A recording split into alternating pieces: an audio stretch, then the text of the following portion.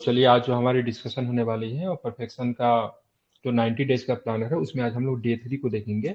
इससे पहले हम लोगों ने बहुत ही बेहतरीन तरीके से डे 1 और डे 2 को कंक्लूड किया है, तो आज हम लोग देखने वाले हैं डे 3 को देखने वाले हैं। ठीक है, डे 3 की बात करेंगे तो डे 3 भी जो है आपका डे 3 ये भी आपका क्या है, तो ये भी आपका मॉडर्न हिस्ट्री के ही आपको यहाँ से सारे के सारे प्रश्न देखने को आपको मिलते हैं। तो पहला क्वेश्चन जो है तो चलिए हम लोग शुरू करते हैं और डे 3 की बात करेंगे। तो 1857 के बाद जो भारत में मुख्यतः कृषक आंदोलन हुआ उसको रिलेटेड है। ठीक है, तो चलिए हम लोग शुरू करेंगे।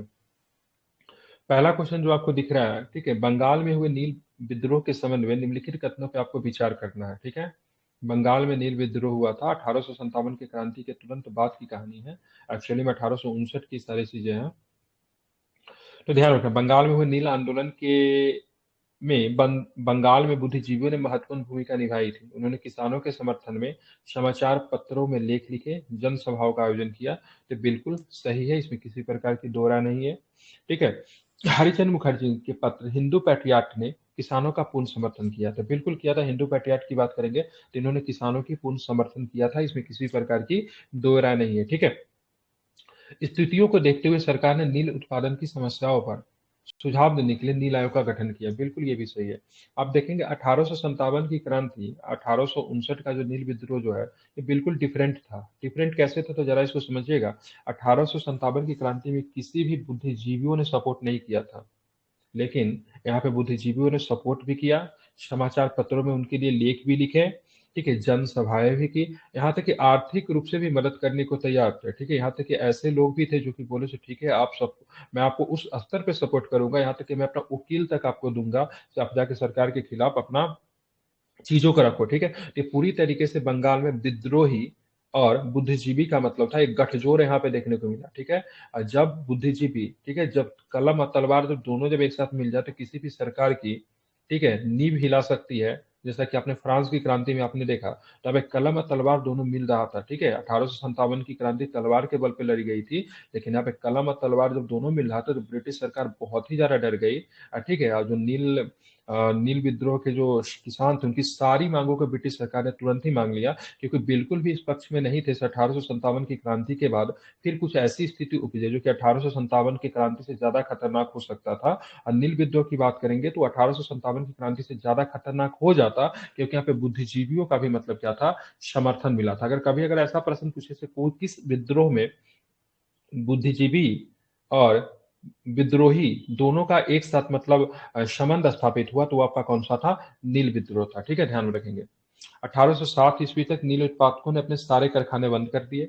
बंगाल में नील विद्रोह ब्रिटिश नील कारखानों के खिलाफ नील उत्पादक किसानों को 1859 से लेकर 1863 तक चला। ठीक है, इस विद्रोह की शुरुआत सर्वप्रथम 1859 में होता है। अगर पूछेगा इस विद्रोह की शुरुआत कहाँ पे हुई, तो आपको ध्यान में रखना है कहाँ पे होता है, तो ध्यान में रखना है बंगाल के नदिया जिले में। ठीक है, बंगाल के नदिया जिले के गांव का नाम अगर पूछा जाए तो गोविंदपुर गांव था। ठीक है, ध्यान रखेंगे, गोविंदपुर गांव था, ये आपको ध्यान में रखना है। नील विद्रोह के बारे में हमको जानकारी दीन बिंदु मित्र की जो पुस्तक है उसको नील दर्पण में आपको देखने को मिलता है। ठीक है, अगर पूछेगा इस विद्रोह का नेता क्या है, तो इस विद्रोह का नेता था दिगंबर विश्वास। और विष्णु विश्वास की बात करेंगे तो इस विद्रोह के मतलब क्या थे, नेता थे, इतना आपको ध्यान में रखना है। ठीक है, अगेन आई एम रिपीटिंग। ठीक है, क्या नाम था, दिगंबर विश्वास और विष्णु विश्वास। ठीक है, इसको आपको ध्यान में विष्णु रखेंगे, विश्वास। इसको आप लोग भूलेंगे नहीं। ठीक है, शुरुआत कहाँ से हुई थी, तो शुरुआत आपको ध्यान में रखना है नदिया जिले के गांव का नाम क्या था, गोविंदपुर गांव से। ठीक है, गोविंदपुर। शुरुआत 1859 में हुई थी। सरकार ने सारी मांगों के 1863 तक मान लिया था। ठीक है, दूसरा क्वेश्चन देखेंगे। ठीक है, नील विद्रोह के संबंध में यह कथन निम्न में से किसका है कि 1859 से 62 के बीच, 1859 के से 62 के विद्रोह ने बंगाल में नील उत्पादन पद्धति के लिए मृत्यु की घंटी बजा दी। ठीक है, तो किसका है, यह हार्डी मैन का कथन है। किसका है, हार्डी मैन का कथन है, ध्यान में रखेंगे, स्टेटमेंट काफी इंपॉर्टेंट है। उपरोक्त कथन की बात करेंगे तो विद्रोह के संबंध में डेविड हार्डीमैन ने कहा कि नील आयोग की सिफारिशों के आधार पर सरकार ने किसानों को आश्वस्त किया था कि जब उन्हें नील उत्पादन हेतु विवश नहीं किया जाएगा। ठीक है, 1863 ईस्वी तक बंगाल के सभी नील कारखाने बंद होने के साथ ही यह विवाद भी मतलब क्या हो गया, समाप्त हो गया। हालांकि नील विद्रोह की बात करेंगे आपको बिहार में नील किसानों की, नील विद्रोही किसान जो थे वो तो बंगाल में तो प्रॉब्लम सॉल्व हो गया, लेकिन बिहार में ये समस्या बनी हुई रहती है। गांधी जी जब बिहार जब आते हैं, ठीक है, ध्यान में, गांधी जी जब बिहार जब आते हैं 1917 में, तब जाके समस्या चंपारण में जाके सुधरती है। ठीक है, तीसरा नंबर क्वेश्चन देखिए,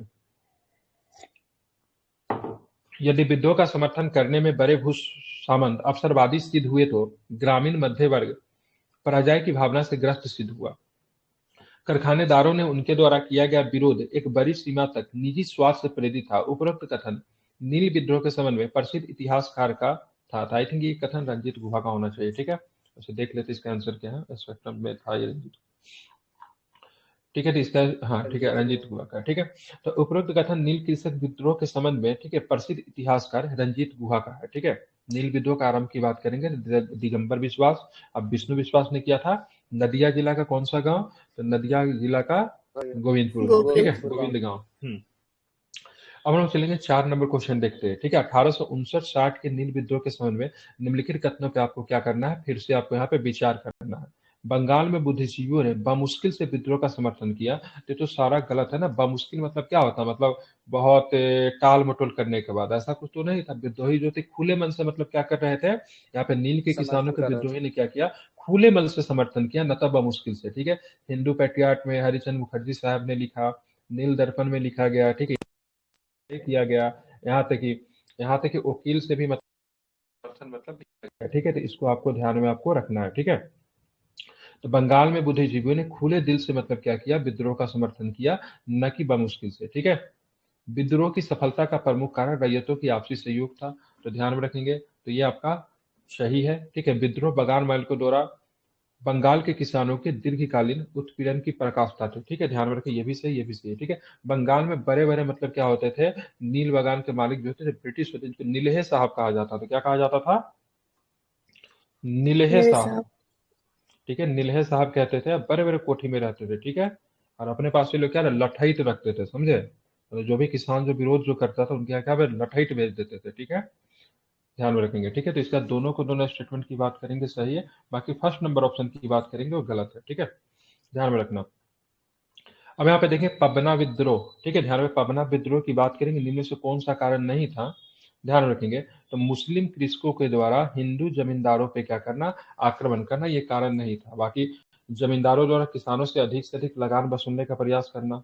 ठीक है, जमींदारों द्वारा किसानों से सामंती कर वसूल करना, जमींदारों द्वारा किसानों को जमीन से मनमानी बेदखल करना। ठीक है, अब ध्यान में, ये पहला एक ऐसा विद्रोह था ना, पबना विद्रोह जो था ना, वो ब्रिटिश के खिलाफ नहीं था। ठीक है, यहाँ पे एक तरह से देखेंगे तो ब्रिटिश के समर्थन में था। जहां तक मुझे ध्यान है, पबना विद्रोह का एक नारा है, हम महारानी के रैयत है और महारानी का ही रैयत रहना चाहते। पबना का ही नारा है ना ये, याद है कि नहीं को? जी सर, जी सर, इन्हीं का शायद। तो ये पबना विद्रोह ब्रिटिश के खिलाफ नहीं था। इन्होंने कहा था देखिए हम रैयत है, किसके रैयत है? महारानी के रैयत है, और महारानी की रैयत रहना चाहते हैं, हम किसी जमींदार के रैयत हम नहीं बनना चाहते। ठीक है, मतलब हम किसी जमीन, मतलब ये विद्रोह एक तरह से देखोगे तो सपोर्ट ऑफ ब्रिटिश। ठीक है, मतलब ये महारानी के जमींदारी, महारानी का सारा संपत्ति है, महारानी का सारा खेत है, मतलब सारा किस, मतलब हम उन्हीं के मतलब रैयत रहना चाहते हैं, हम उन्हीं के अधीन काम करना चाहते हैं, सो था।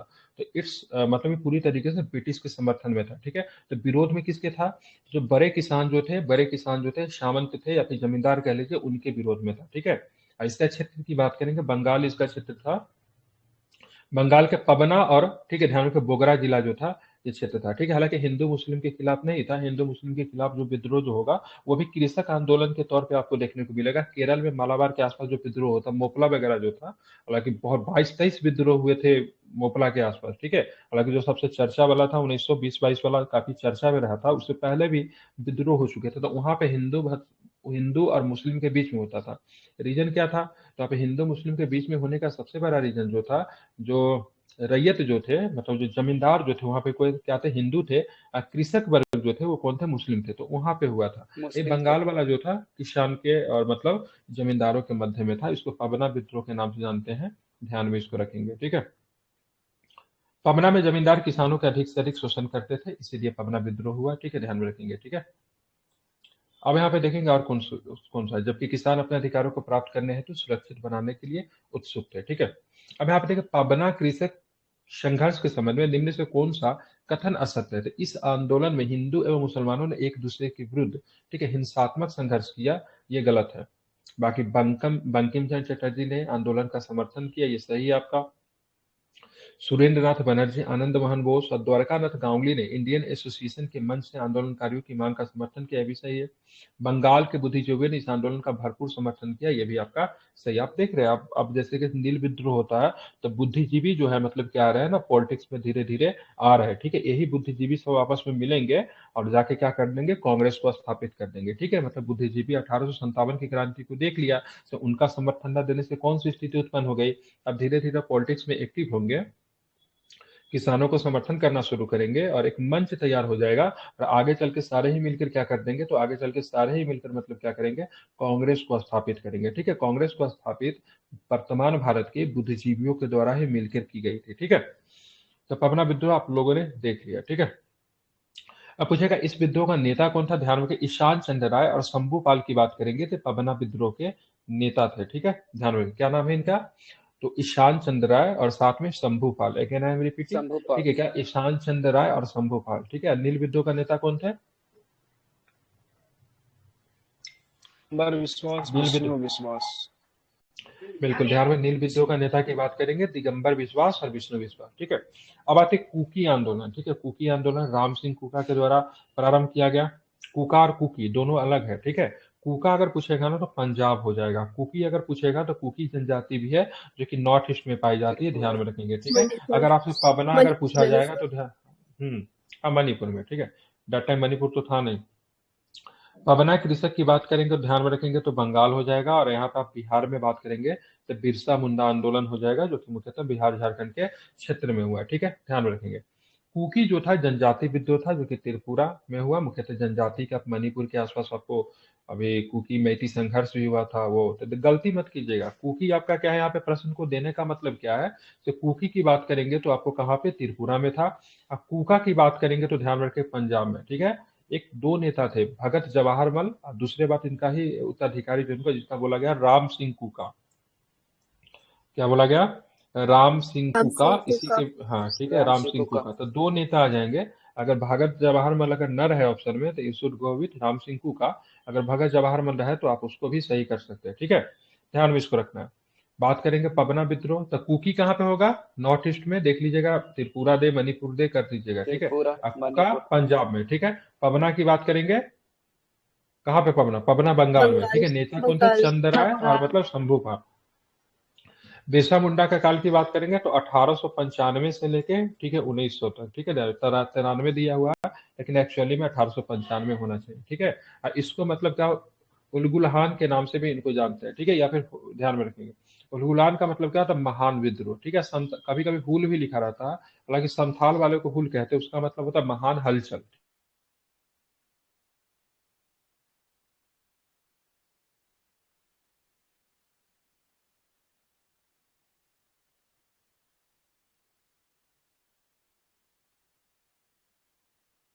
सर आवाज नहीं आ रही है। आवाज आ रही है क्या, हेलो। जी सर अब आ रही है। हाँ जी, अब आ रही। वाईफाई का नेटवर्क चला गया, मतलब लाइट कट जाती है ना, बहुत दिक्कत हो जाता है। एक मिनट मैं कनेक्ट करता हूँ।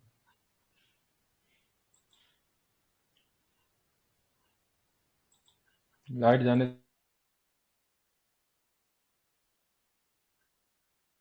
कनेक्ट हो गया, एक मिनट रुक जाएंगे। तो आपने ध्यान में रखेंगे यहाँ पे दो चीजें थी, महान विद्रोह जिसको उलगुलहान भी कहते हैं, एक होता है हुल होता है, ठीक है। तो हुल को आप संथाल के साथ आप जोड़ सकते हो, ठीक है। अब यहाँ पे साल दिया हुआ है, तो साल तो आपको याद होना पड़ेगा। नील विद्रोह की बात करेंगे तो 1859 कर सकते हो। पवना की बात करेंगे 1870 था। दक्कन की बात करेंगे 1875 था। तेभागा का मुझे याद नहीं है, शायद 1873 के आसपास होना चाहिए, इसका देख लेते हैं। हालांकि सबसे पहले नील ही होगा, तो ये दोनों ऑप्शन तो होगा नहीं। 3 4, ठीक है, 2 1, तेभागा याद करना पड़ेगा साथ। तेभागा कितना था, याद है, 73 है क्या, तेभागा 46 में है, ठीक है। ध्यान रखेंगे, ठीक है। 1859 में क्या था, नील था। पवना की बात करेंगे, ठीक है, ध्यान में 1873 और 76, ठीक है, ध्यान में रखेंगे। हालांकि 1870 का दशक लेता है। और दक्कन की बात करेंगे तो 1874 75, ठीक है, 75 महाराष्ट्र में हुआ था। और तेभागा की बात करेंगे तो आपका ही बंगाल के क्षेत्र में 1846 में हुआ था, ठीक है। सर तो इसमें 1846, 1946 दिया हुआ है। ये गलत है या सही है? 1946 नहीं नहीं, सही जी है सही, मिस्टेक, मैं 1846 बोला। ये 1946 में सबसे बाद में हुआ था, मिस्टेक ध्यान में रखना चाहिए। ये सबसे बाद में हुआ था, ये सही है, 1946 सबसे सही है, ठीक है। ये सबसे बाद में हुआ था। तेभागा की बात करेंगे तो सबसे बाद में आपको तेभागा हुआ था, ठीक है। नील विद्रोह सबसे पहले, फिर पबना, फिर दक्कन और सबसे लास्ट में तेभागा, ठीक है। देखेंगे दक्कन कृषक विद्रोह जो कि 1874-75 में हुआ था महाराष्ट्र के क्षेत्र में, कौन सा कथन असत्य है? तो दक्कन कृषक विद्रोह का मुख्य कारण रैयतवारी बंदोबस्त के अंतर्गत किसानों पर आरोपित किए गए भारी कर थे, ये तो सही आपको। कर के बोझ तले किसान साहूकारों के कुचक में, मतलब कुचक्र में, ठीक है, मतलब उनके जाल में फंसते जा रहे थे। इन महाजनों एवं साहूकारों ने में मारवाड़ी तथा गुजराती जो थे प्रमुख थे, ये भी सही है। 1867 में सरकार द्वारा भू राजस्व की दरों के 75% की वृद्धि की गई थी। ये 75% की वृद्धि नहीं था, ये 50% का वृद्धि था। कितना था? 50% का वृद्धि किया गया था। ये आपको ध्यान में रखना है, ये एक गलत है, ठीक है। क्या होना चाहिए? 75% का वृद्धि नहीं था, 50% को, ठीक है। और ये विद्रोह जो था थोड़ा हिंसक था। कैसा विद्रोह था? ये विद्रोह आपका हिंसक था। 1874-75 में शुरू होता है, 1874-75 में, और ये 1879 तक आपको देखने को मिलेगा। ये हिंसक विद्रोह था, ठीक है। इसमें दंगे वगैरह में हुए थे, इसलिए इसको विद्रोह नहीं कहा जाता, इसको डंकन का दंगा भी कहा जाता है, डक्कन राइट भी कहते हैं। क्या बोलते हैं इसको? इसको राइट भी कहते हैं, ठीक है, ध्यान में रखेंगे, ठीक है। एक तरह का ये क्या था? ये हिंसक विद्रोह था, ठीक है, ध्यान में रखेंगे, ठीक है। अब यहाँ पे देखेंगे और क्या था। दक्कन विद्रोह के संबंधित निम्नलिखित घटनाओं को तिथि क्रम में व्यवस्थित करें और दिए गए कूटों की सहायता से उत्तर दीजिए, ठीक है। तिथि क्रम बताना, तो तारीख याद होना चाहिए।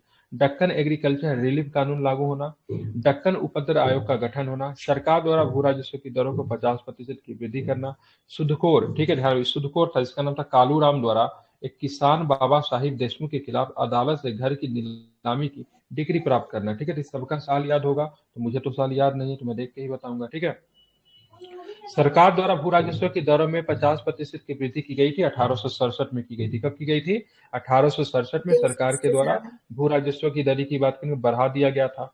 एक शुद्ध कोर्ट था जिसका नाम था कालूराम के द्वारा बाबा साहिब देशमुख के खिलाफ अदालत से नीलामी की डिग्री प्राप्त कर लेना, ठीक है, ध्यान में रखें। ये पैसा नहीं दे पाया था बाबा साहिब देशमुख, उसके घर को नीलाम कर दिया गया था 1874 में। दक्कन उपद्रव, जिसको मैंने बोला दंगा भी था, इसमें दंगाई भी थे, मतलब इसको राइट के नाम से जाना जाता है, केवल कृषक विद्रोह भी नहीं था, इसमें थोड़ा मारकाट भी हुआ था। तो ये आपका 1876 में हुआ था, ठीक है।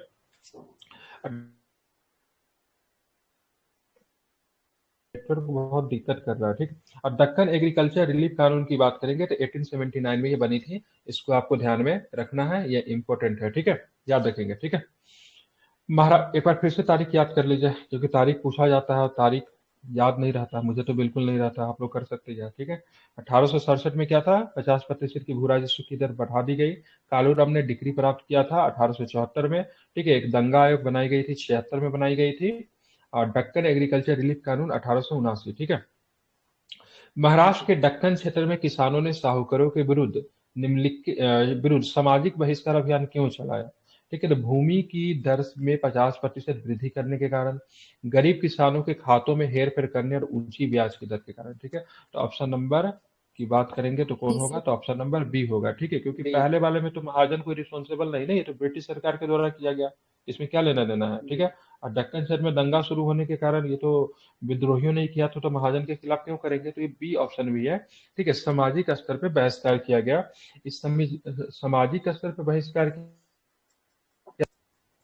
नाई के द्वारा समर्थन, मतलब नाई के द्वारा मतलब नहीं समर्थन देना, धोबी मतलब उनको नहीं सपोर्ट करना, क्योंकि कहीं ना कहीं से साहूकार हो या फिर आप जमींदार हो, कुछ भी हो, लेकिन जो लोग विद्रोह कर रहे हैं वही लोग आपके पेशे से भी जुड़े हुए थे। तो मुख्यतः जो होता ना, नाई धोबी बंद ये लोग करते, नाई को बोलते थे नहीं सपोर्ट करो, धोबी को बोलते थे नहीं सपोर्ट करो, मोची को बोलते थे नहीं सपोर्ट करो, ठीक है। तो इस तरह का बहिष्कार आंदोलन चलाया गया, ठीक है। 3 ध्यान में रखें, नाई धोबी मोची बंद बहुत जगह चला था, ठीक है, समझ रहे हैं ना? तो समझ रहे हैं, नाई अगर समर्थन नहीं देगा, सपोर्ट नहीं करेगा, नाई क्या काम करता है? बाल काटते हैं। धोबी कपड़े नहीं साफ करेंगे, ठीक है। मोची जो है वो नहीं काम करेंगे, तो इससे उनका विरोध होता था। कहाँ पे चला था? ये मुख्यतः दक्कन के क्षेत्र में चला था। पूना, अहमदनगर, सोलापुर एवं सतारा, इस सारा के सारा मराठा एम्पायर के लिए जानी जाती थी। प्रमुख क्षेत्र जो है मराठा एम्पायर के लिए जानी जाती है, ठीक है। इस क्षेत्र में खेती ज्यादा नहीं होता है, बहुत कम खेती होता है, ठीक है। बारिश कम होती है, खेती कम होता है, तो और भी बहुत सारी चीजें जो थी बहुत ही स्पीड से मतलब फैली। अवध किसान सभा, ठीक है, अवध किसान सभा के बारे में एक चीज बता देता हूँ। ठीक है, जवाहरलाल नेहरू जो थे एकमात्र किसान सभा के सदस्य थे, वो अवध किसान सभा के सदस्य बने थे। ठीक है, ध्यान रखेंगे, इंपॉर्टेंट है अवध किसान सभा।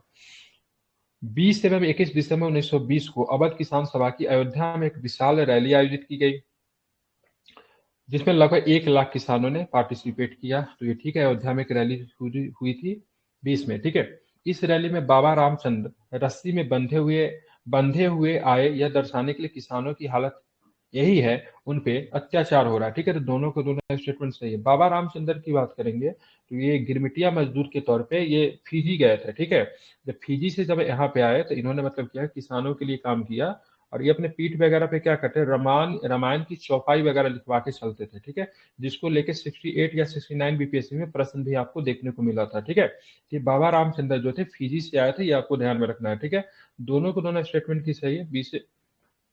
1920 में अवध किसान सभा का एक अयोध्या में एक विशाल रैली हुआ था, ध्यान ध्यान में रखेंगे। बाबा रामचंद्र जो थे इनके प्रमुख नेता थे। ठीक है, ध्यान में रखेंगे, क्योंकि किसानों की हित की बात करती थी। ठीक है, इससे कौन जुड़े थे, तो कांग्रेस के प्रमुख नेता। ठीक है, जवाहरलाल नेहरू भी अवध किसान सभा से जुड़े हुए थे, ये भी आपको ध्यान में रखना है।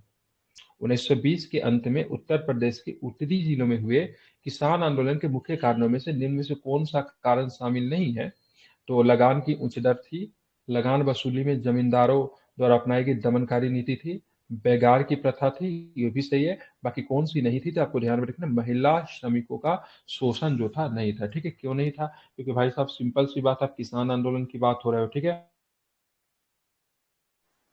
जी। तो महिला श्रमिक का शोषण होना ये नहीं है। ठीक है, अब यहाँ पे ध्यान में, सारे के सारे कारण थे तो कौन थे, तो महिला श्रमिकों का शोषण होना इसमें शामिल नहीं था। ठीक है, बेगारी की प्रथा, बेगारी समझते नहीं क्या होता, मतलब काम कराया जाना और काम के बदले में आपको किसी प्रकार की जब राशि नहीं दी जाती तो उसको क्या बोलते हैं, बेगारी बोलते हैं। ठीक है, ध्यान में रखेंगे।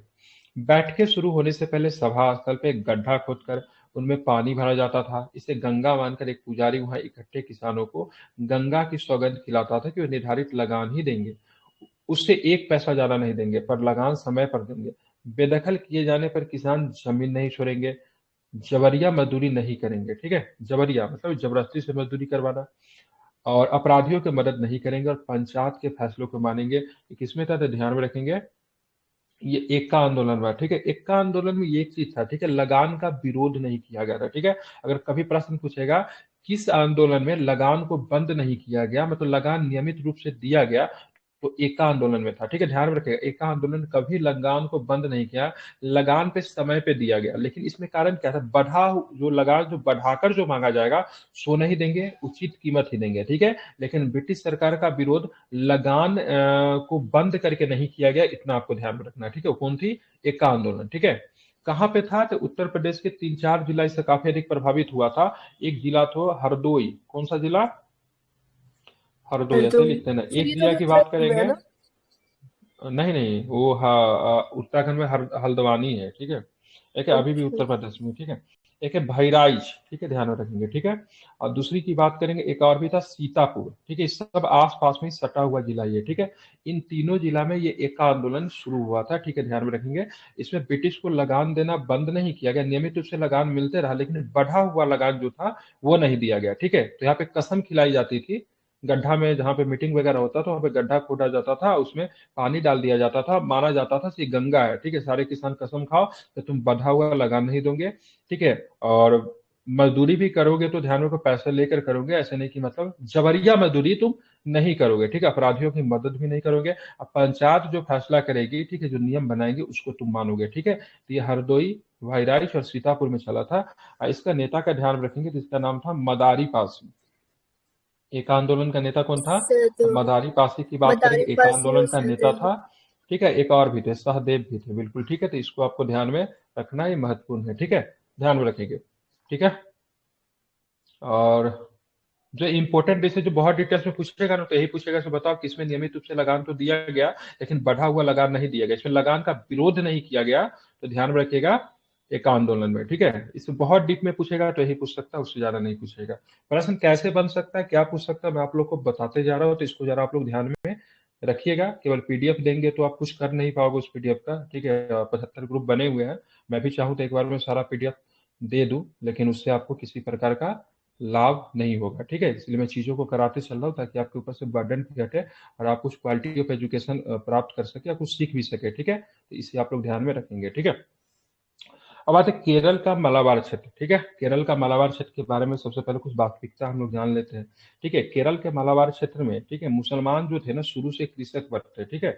शुरू से जब यहाँ पे अरब से दो तरह के मुसलमान थे, एक यहाँ से अरब से आने वाले मुसलमान थे, और सबसे पहले जो मुसलमान जो आया था तो केरल के क्षेत्र में मलाबार क्षेत्र में ही आए थे। तो मुसलमान यहाँ पे व्यापारी बनकर आए थे, और जब यहाँ पे आए तो इन्होंने यहाँ के कल्चर को अपना लिया और यहाँ पे मतलब क्या घुल मिल गया, ठीक है। तो कल्चर को अपनाने का मतलब that means they speaking Malayalam की, मतलब मलयालम उन्होंने बोलना शुरू कर दिया। और इन्होंने यहाँ पे व्यापारी के साथ साथ किसानी कार्य में भी काम किया, ठीक है। और दूसरा जो थे यहाँ पे लोकल मुसलमान भी थे, ठीक है, जो कि मतलब जब यहाँ पे टीपू सुल्तान वगैरह का जब राज जो था कर्नाटक में, तो मोपला वगैरह उन्हीं के क्षेत्र में आता था, तो उन समय भी मुसलमान थे। लेकिन दिक्कत क्या था ना, यहाँ पे मुसलमान जो थे वह कृषक थे। कौन थे? कृषक थे। और जमींदार की बात करेंगे तो जमींदार की बात करेंगे वो क्या थे? यहाँ पे हिंदू थे, ठीक है, ध्यान में रखेंगे। हिंदू जो थे यहाँ पे क्या थे? जमींदार थे, ठीक है। बड़े बड़े मतलब जमींदार जो थे हिंदू थे। तो मुख्यतः विरोध जो हुआ, कृषक ने विरोध किया जमींदारों के खिलाफ, ठीक है। तो ये जमींदार वर्सेस कृषक विरोध होना चाहिए, लेकिन जातिगत समुदाय और जातिगत रूप इसने धारण कर लिया, क्योंकि कृषक जो थे मुसलमान थे और हिंदू यहाँ पे क्या थे? जमींदार थे। तो इसलिए इन्होंने एक संप्रदाय रूप देने का कारण किया, ठीक है, जिसकी वजह से इसको विद्रोह न करके इसको बोलोगे सांप्रदायिक दंगा, जो कि हिंदू वर्सेस क्या बन गया? मुस्लिम बन गया, ठीक है। बाद में ब्रिटिश सरकार ने इसमें इन्वॉल्वमेंट दिखाई, इसका बहुत ही दमन तरीके से इसका मतलब क्या किया?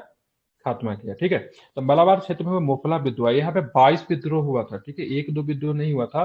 18वीं शताब्दी से विद्रोह शुरू हुआ था, 22 विद्रोह आपको टोटल यहाँ पे देखने को मिलता है, जो कि बहुत बड़ी थी।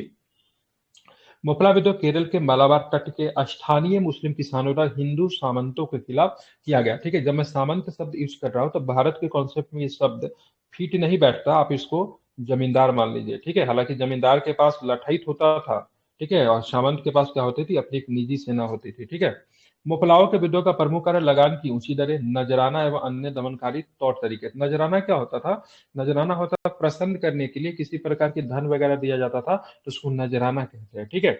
इस आंदोलन का एक मुख्य विशेषता इसका राष्ट्रवादी आंदोलन के साथ संबंध स्थापित होना था, ये भी ठीक है। क्यों राष्ट्रवादी आंदोलन के साथ संबंध स्थापित क्यों हो गया? कि मोपला के जो नेता जो थे वो सबके सब किससे जुड़े हुए थे? किस आंदोलन से जुड़े हुए थे? बता सकते हैं आप लोग? किस मोपला के नेता जो थे किस मूवमेंट से जुड़े हुए थे? बता सकते हो? क्या नाम था उसका यार, जो तुर्की के खलीफा के लिए हुआ था? खिलाफत आंदोलन, ठीक है। किससे जुड़ा हुआ था? खिलाफत आंदोलन से जुड़ा था। खिलाफत। खिलाफत खिलाफत आंदोलन का आंदोलन। जुड़ाव किसके था वो बता सकते हो? खिलाफत आंदोलन का जुड़ाव किसके किसके साथ था? ठीक है, सर असहयोग के साथ। किसके साथ? असहयोग के साथ, ठीक है। तो देखिए इसके असहयोग। राष्ट्रीयता, इसको कैसे कह सकते हैं, मतलब ये जो मोपला वाला जुड़ा हुआ था इसके साथ अली मुस्लियार वगैरह किसी खिलाफत के नेता थे, और खिलाफत का संघ किसके साथ? असहयोग के साथ था। तो इसीलिए कहीं ना कहीं से इसमें राष्ट्रीयता की भावना थी, ठीक है। हालांकि राष्ट्रीयता नहीं कह सकते, क्योंकि हिंदू मुस्लिम एक तो खिलाफत हिंदू मुस्लिम एकता की बात करती थी, ये लोग जो थे सांप्रदायिकता की बात करते थे। गांधी जी, राजेंद्र प्रसाद, शाहजहां और सरस्वती ने इन क्षेत्रों का दौरा में सक्रियता लाई थी, तो ये गलत है, ये ऑप्शन आपका सही नहीं है, ठीक है। कब शुरू किया गया था? तो ध्यान में रखेंगे। तो गांधी 1928 जी, राजेंद्र प्रसाद, शाहजहां जी ने इस क्षेत्र का दौरा नहीं किया था, ठीक है, ध्यान में रखेंगे, ठीक है। इस क्षेत्र के दौरा करने वाले शौकत अली, मौलाना आजाद थे और गांधी जी थे, लेकिन राजेंद्र प्रसाद और शाहजहां नहीं थे, ठीक है। गांधी जी क्यों गए? कॉमन सेंस की बात है, क्योंकि मैंने अब शुरू में कनेक्ट कर दिया कि ये मोपला विद्रोह जो किससे जुड़ा था? खिलाफत से जुड़ा हुआ था, ठीक है। तो शौकत अली, ठीक है, शौकत अली के कहने पे, ठीक है, शौकत अली के कहने पे गांधी जी को इस क्षेत्र का दौरा करना पड़ा, क्योंकि गांधी जी चाहते थे मुसलमानों का समर्थन लेना, इसलिए गांधी जी ने खिलाफत का भी समर्थन किया था। बात सिंपल है। और कहीं ना कहीं से मोपला विद्रोह से अगर ये अपना जुड़ाव महसूस करते तो कहीं ना कहीं खिलाफत में खिलाफत आंदोलन के मुसलमान या फिर देश के मुसलमान और भी ज्यादा असहयोग को समर्थन करते, इसलिए गांधी जी ने यहाँ पे विजिट किया था, ठीक है। प्रश्न को कनेक्ट करेंगे तो चीजें आपकी खुद ब खुद क्लियर हो जाएगी, ठीक है। तो कहाँ पे हुआ था? 1921 में हुआ था। मोपला विद्रोह के दौरान इस क्षेत्र का दौरा किसने? गांधी जी ने किया था। शौकत अली, मौलाना, ये मौलाना आजाद की बात करेंगे। शौकत अली, ठीक है, ये खिलाफत आंदोलन के बहुत बड़े नेता थे, ठीक है, बहुत बड़े नेता। शौकत अली दो अली ब्रदर्स थे, उत्तर प्रदेश से आते थे, ध्यान में रखेंगे। और मौलाना आजाद भी बड़े नेता थे, तो गांधी जी भी दौरा किए, ठीक है। फरवरी 1921 में मलाबार क्षेत्र में निषेधाज्ञा लगा दी गई, ठीक है, निषेधाज्ञा, ठीक है, किसानों की सभाओं पर रोक लगा दी गई, इसके सभी प्रमुख नेताओं को गिरफ्तार कर लिया गया, ठीक है, और बाद में ये हिंसक रूप धारण कर लिया था, ध्यान में रखेंगे, परंतु शीघ्र ही इसे दबा दिया गया, ठीक है। इस आंदोलन के प्रमुख नेता की बात करें कौन थे, तो अली मुस्लियार थे, जो कि किस आंदोलन के भी प्रमुख नेता थे, तो खिलाफत मूवमेंट से भी ये जुड़े हुए थे, ठीक है। एक पुस्तक आई थी, ठीक है, शोध ग्रंथ है, रिसर्च है, the Moplah rebellion and its genesis, ठीक है, नामक शोध ग्रंथ निम्नलिखित में से किसके द्वारा लिखा गया, तो कोनराड वुड के द्वारा, किसके द्वारा लिखा गया, तो कोनराड वुड के द्वारा इस पुस्तक को लिखा गया, रिसर्च है ये, the Moplah rebellion and its genesis की बात करें क्या बताएंगे, तो कोनराड वुड, ठीक है, इसको आपको ध्यान में रखना है, महत्वपूर्ण है, ठीक है, ध्यान में रखेंगे, ठीक है। मैंने तो 22 ही बताया था, लेकिन आप 29 विद्रोह लिखा हुआ देख लीजिएगा, ये 1836 से शुरू हो जाता है और 1919-20 तक चलता है, ठीक है, काफी संख्या में विद्रोह हुआ था, लेकिन 1920-21 वाला विद्रोह जो था सबसे जोरदार था और ये आखिरी भी था, ठीक है, ध्यान में रखेंगे। अब चलेंगे आगे, चलते कौन सा प्रश्न है, ठीक है। अब आता है बारदोली सत्याग्रह, ठीक है, ये भी कृषक मूवमेंट था। बारदोली सत्याग्रह के समर्थन में के एम मुंशी तथा लालाजी नारजी ने बंबई विधान परिषद की सदस्यता से त्यागपत्र दे दिया था, पहला स्टेटमेंट है। बारदोली सत्याग्रह के समर्थन में बंबई में रेलवे हड़ताल का आयोजन किया गया था, तो ये तो आपका सही है। वल्लभ भाई पटेल की गिरफ्तारी की संभावना को देखते हुए 2 अगस्त 1928 को गांधी जी बारदोली पहुंचे थे, ठीक है, तो सारे के सारे स्टेटमेंट की बात करेंगे सही है। बारदोली सत्याग्रह का प्रारंभ कब हुआ था, 1900 कब, 27 या 28, 28 में, ठीक है। बारदोली की बात करेंगे तो गुजरात में, बता सकते हो गुजरात के किस जिला में बारदोली पड़ता है, एनीबॉडी, ठीक है, ये बारदोली सूरत में तालुका है पड़ता है, ना। ठीक है, हाँ, ठीक है, जिला की बात करेंगे सूरत में पड़ता है, ठीक है, उस समय बम्बई था, ठीक है, गुजरात उजरात कुछ नहीं था, बम्बई राज्य के, ठीक है, ध्यान रखिएगा, बम्बई प्रांत के या फिर बम्बई प्रेसिडेंसी के सूरत में पड़ता था, ठीक है, तो अभी गुजरात भले ही कह लो, लेकिन उस समय गुजरात नहीं था, वो पता होना चाहिए, गुजरात 1960 में बनता है, ठीक है, तो बम्बई प्रेसिडेंसी के सूरत जिला के बारदोली तालुका में, ठीक है, ध्यान रखेंगे, यह सत्याग्रह हुआ, कहीं न कहीं इसकी प्रेरणा किससे मिली थी, इसकी प्रेरणा गांधी जी थे, ठीक है, हालांकि विद्रोह का नेतृत्व कौन कर रहे थे, तो विद्रोह का नेतृत्व सरदार वल्लभ भाई पटेल जैसे नेता कर रहे थे, ठीक है। बारदोली सत्याग्रह के समर्थन में बंबई में रेलवे हड़ताल का आयोजन किया गया, दैट्स राइट। बारदोली सत्याग्रह के समर्थन में के एम मुंशी, ठीक है, उसके बाद बात करेंगे लालाजी नारंगी ने बंबई विधान परिषद से इस्तीफा दे दिया। सरदार वल्लभ भाई पटेल की गिरफ्तारी की संभावना को देखते हुए गांधी जी 2 अगस्त 1928 को बारदोली पहुंचे, तो सारा का सारा स्टेटमेंट की बात करेंगे, ऑल स्टेटमेंट ट्रू, ठीक है, किसी प्रकार की कोई भी गलती नहीं, इसमें सारे ही कथन की बात करेंगे सही है। आवाज काट रही है आपके सर, आवाज कट रही है मेरी, हेलो, सर सही आवाज, नेटवर्क तो ठीक रहता है मेरी, तो दिक्कत नहीं होना चाहिए, होगा तो बताइएगा, ठीक है। अब यहाँ पे बात करेंगे कितने प्रतिशत कर को बढ़ा दिया गया था, ध्यान में रखेंगे, तो 22% कर को बढ़ाया गया था, ठीक है, कितने परसेंट कर को बढ़ाया गया था, 22% कर को घटा गया, लेकिन जब बाद में जब विरोध हुआ ना, तो इसके कर को घटाकर कितना 6.03% कर दिया गया, कितना कर दिया गया, 6.03% कर दिया गया, ठीक है, मतलब 22% बढ़ाया गया था और उसको कम करवा कर, ठीक है, 6.03% किया गया था, ठीक है, इसको आपको ध्यान में रखना है, ठीक है। और यहाँ पे सभी से कहा गया था आप कर देना क्या करो, बंद कर दो, ठीक है, ध्यान में इसको रखना है, ठीक है।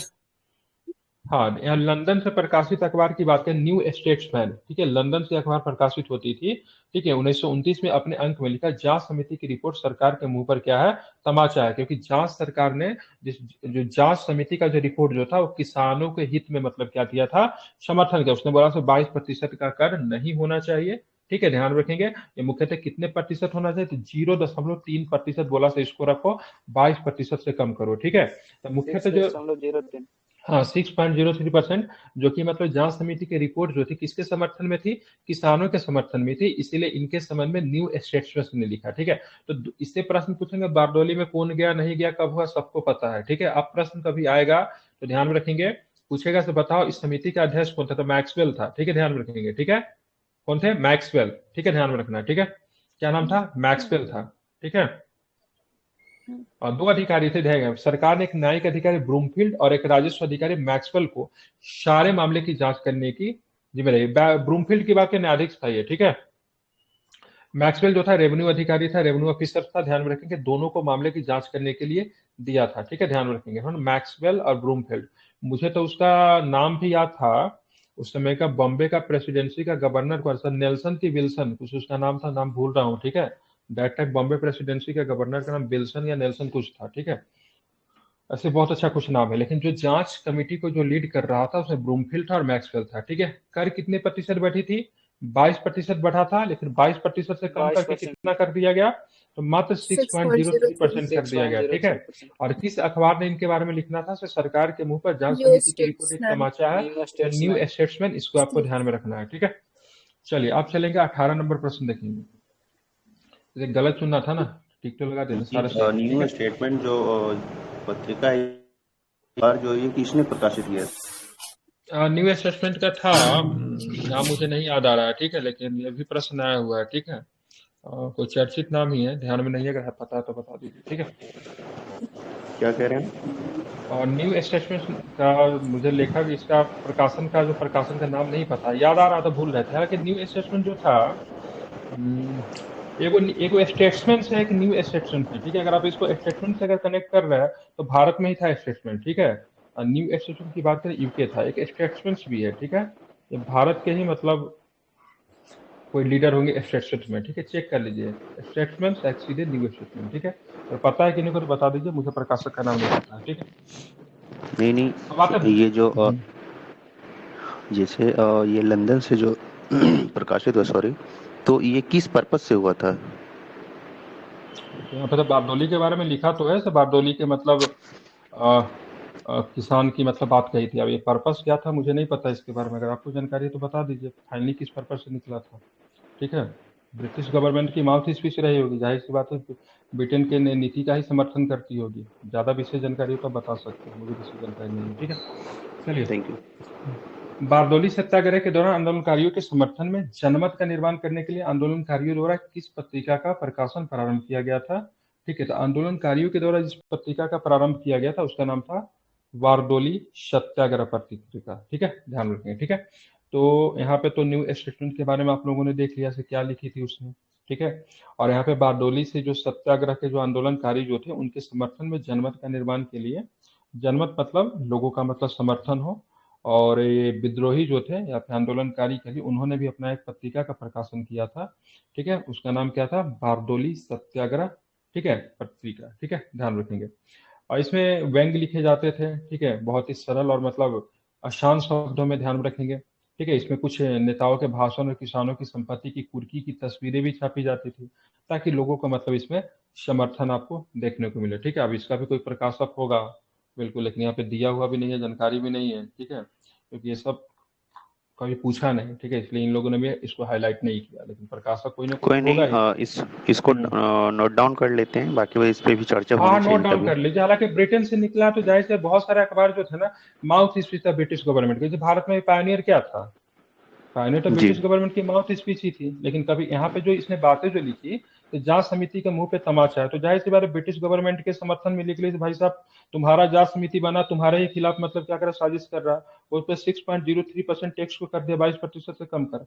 अब इसका संपादक क्या था वो देखना पड़ेगा। हालांकि मुझे जहां तक एक स्टेट्समैन की बात करेंगे ना, ये इंडिया से निकलता था, ठीक है। एक न्यू स्टेटमेंट था, वो लंदन से निकलती थी, ठीक है। स्टेट्समैन सीधे सर्च कीजिएगा तो ये इंडिया का ही होगा, ठीक है। दोनों थी, एक न्यू स्टेटमेंट थी, एक स्टेटमेंट भी थी, ठीक है। अब आते अखिल भारतीय किसान सभा के संबंध में बात करें, ठीक है। देखिए, सबसे पहले आप बिहार के संदर्भ में पढ़ोगे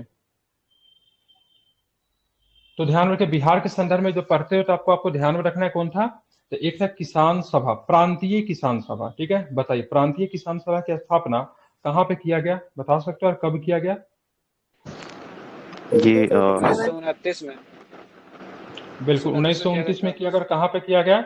सोनपुर में। कहाँ पे किया गया? सोनपुर में, बिहार ठीक में है। किसान। हाँ जी। हाँ बिल्कुल, बिहार में सोनपुर था, इसलिए मैंने बता दिया, ठीक है। आप देखेंगे प्रांतीय स्तर पे बहुत जगह किसान सभा का गठन हुआ था। जैसे बिहार में प्रांतीय किसान सभा था। आप यहाँ पे जाओगे आंध्र प्रदेश में, वहाँ पे एक बहुत बड़े किसान नेता निकल कर जिनका नाम था रंगा साहब, ठीक है। हाँ ये जी। हाँ सारे जी। प्रांतीय किसान सभा, जो राज्य स्तर पे जितने भी किसान सभा जो थे, सबके सब 1936 में मिलेंगे लखनऊ में, ठीक है। कहाँ पे मिलेंगे? लखनऊ में मिलते हैं। और यहाँ पे लखनऊ में 1929 में, ठीक है, 1936 में सॉरी, जितने भी मतलब किसान सभा जो थे प्रांतीय स्तर पे, सबको मिलाकर, ठीक है, इसको अखिल भारतीय, ठीक है, मतलब पैन इंडिया पे किसान सभा बना दिया गया। और इसके अध्यक्ष कौन थे? इसके अध्यक्ष स्वामी सहजानंद थे, ठीक है। इनके सचिव की बात करेंगे तो सचिव की बात करेंगे रंगा साहब थे, ठीक है। वो आंध्र प्रदेश से आते थे, ठीक है। 1936 में अखिल भारतीय किसान सभा का दूसरा सम्मेलन की बात करेंगे तो एक मिनट फैजपुर सर, में आयोजित किया गया था। ठीक है। ये जैसे कि लखनऊ में हुआ था, तो ये कितने प्रांतों के, जैसे आपने बताया था कि जैसे बिहार, आंध्रा, तो ये कितने प्रांतों के मतलब सारे जो है किसान लीडर यहाँ पे लखनऊ में आए थे 1936 में, ऐसा नई कुछ है जानकारी डाटा कितने क्या? थे, लेकिन मतलब ध्यान में ऐसा कुछ कभी प्रश्न भी पूछा नहीं है। ठीक है, टू द पॉइंट ये पीडीएफ है, इसको इसी पे रखते हैं हम लोग सीमित। लेकिन जहां तक कोई मुझे नहीं। जानकारी है, महाराष्ट्र के क्षेत्र से थे। ठीक है, मुख्यतः भूमिका जो थे आंध्र प्रदेश, मतलब अवध पंजाब किसान से भी थे सभा का क्या? भी इसमें रोल था। बिल्कुल बिल्कुल, बहुत जगह पंजाब से से आए थे, लेकिन बंगाल भी था, मुख्यतः भूमिका जो थे ना, केरल मुख्य से भी तो भूमिका आए जो थे। था, ठीक है। अब केरल से था कि नहीं था उतनी मुझे जानकारी नहीं, लेकिन रंगा साहब के बहुत अधिक भूमिका था, जो कि मतलब साउथ से थे। और शहजानंद सरस्वती, जो कि मतलब अपने बिहार से ही थे। ठीक है, वो दो बड़े नेता थे दैट टाइम किसान सभा से जुड़े हुए। ठीक है, हालांकि ठीक है, अवध ठीक है, किसान थैंक यू। सभा का भी इसमें रोल था। ठीक है, दूसरी बात, ये किसान सभा को स्थापना करने का रीजन क्या था, क्योंकि मतलब ध्यान में, कांग्रेस जो थी किसानों के हित में काम नहीं करते। रीजन भी था क्योंकि कांग्रेस के ज्यादातर सदस्य जो थे जमींदार थे। ठीक है, लैंडलॉर्ड थे। ये मुख्यतः किसान सभा किसके खिलाफ बनी थी? जमींदारों के खिलाफ बनी थी।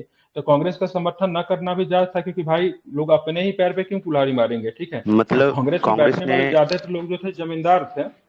कांग्रेस के मंच पे बिल्कुल किसानों की बात के लिए जगह नहीं दी गई। नहीं की जाती थी, नहीं की जाती थी, जगह नहीं दी जाती थी, लोग समर्थन ही नहीं करते थे। जब संविधान सभा में भी जब जमींदारी उन्मूलन संविधान सभा में बात की गई, तो किसी ने समर्थन नहीं किया, क्योंकि कांग्रेस के सभा में ऐसे ऐसे लोग थे जिनके पास 500-500 बीघा, 1000-1000 बीघा उनके पास जमीन थी, और वो हाँ किसानों जी, हाँ के जी। हित में बात करते थे, अपने हित को छोट करते। तो नहीं, इसी वजह से मतलब प्रांतीय किसान सभा का गठन किया गया। ठीक है, हालांकि बाद में कांग्रेस के ज्यादातर नेता जो थे इनसे संबंध स्थापित नहीं करते थे, लेकिन कुछ प्रमुख नेता इनसे जुड़े।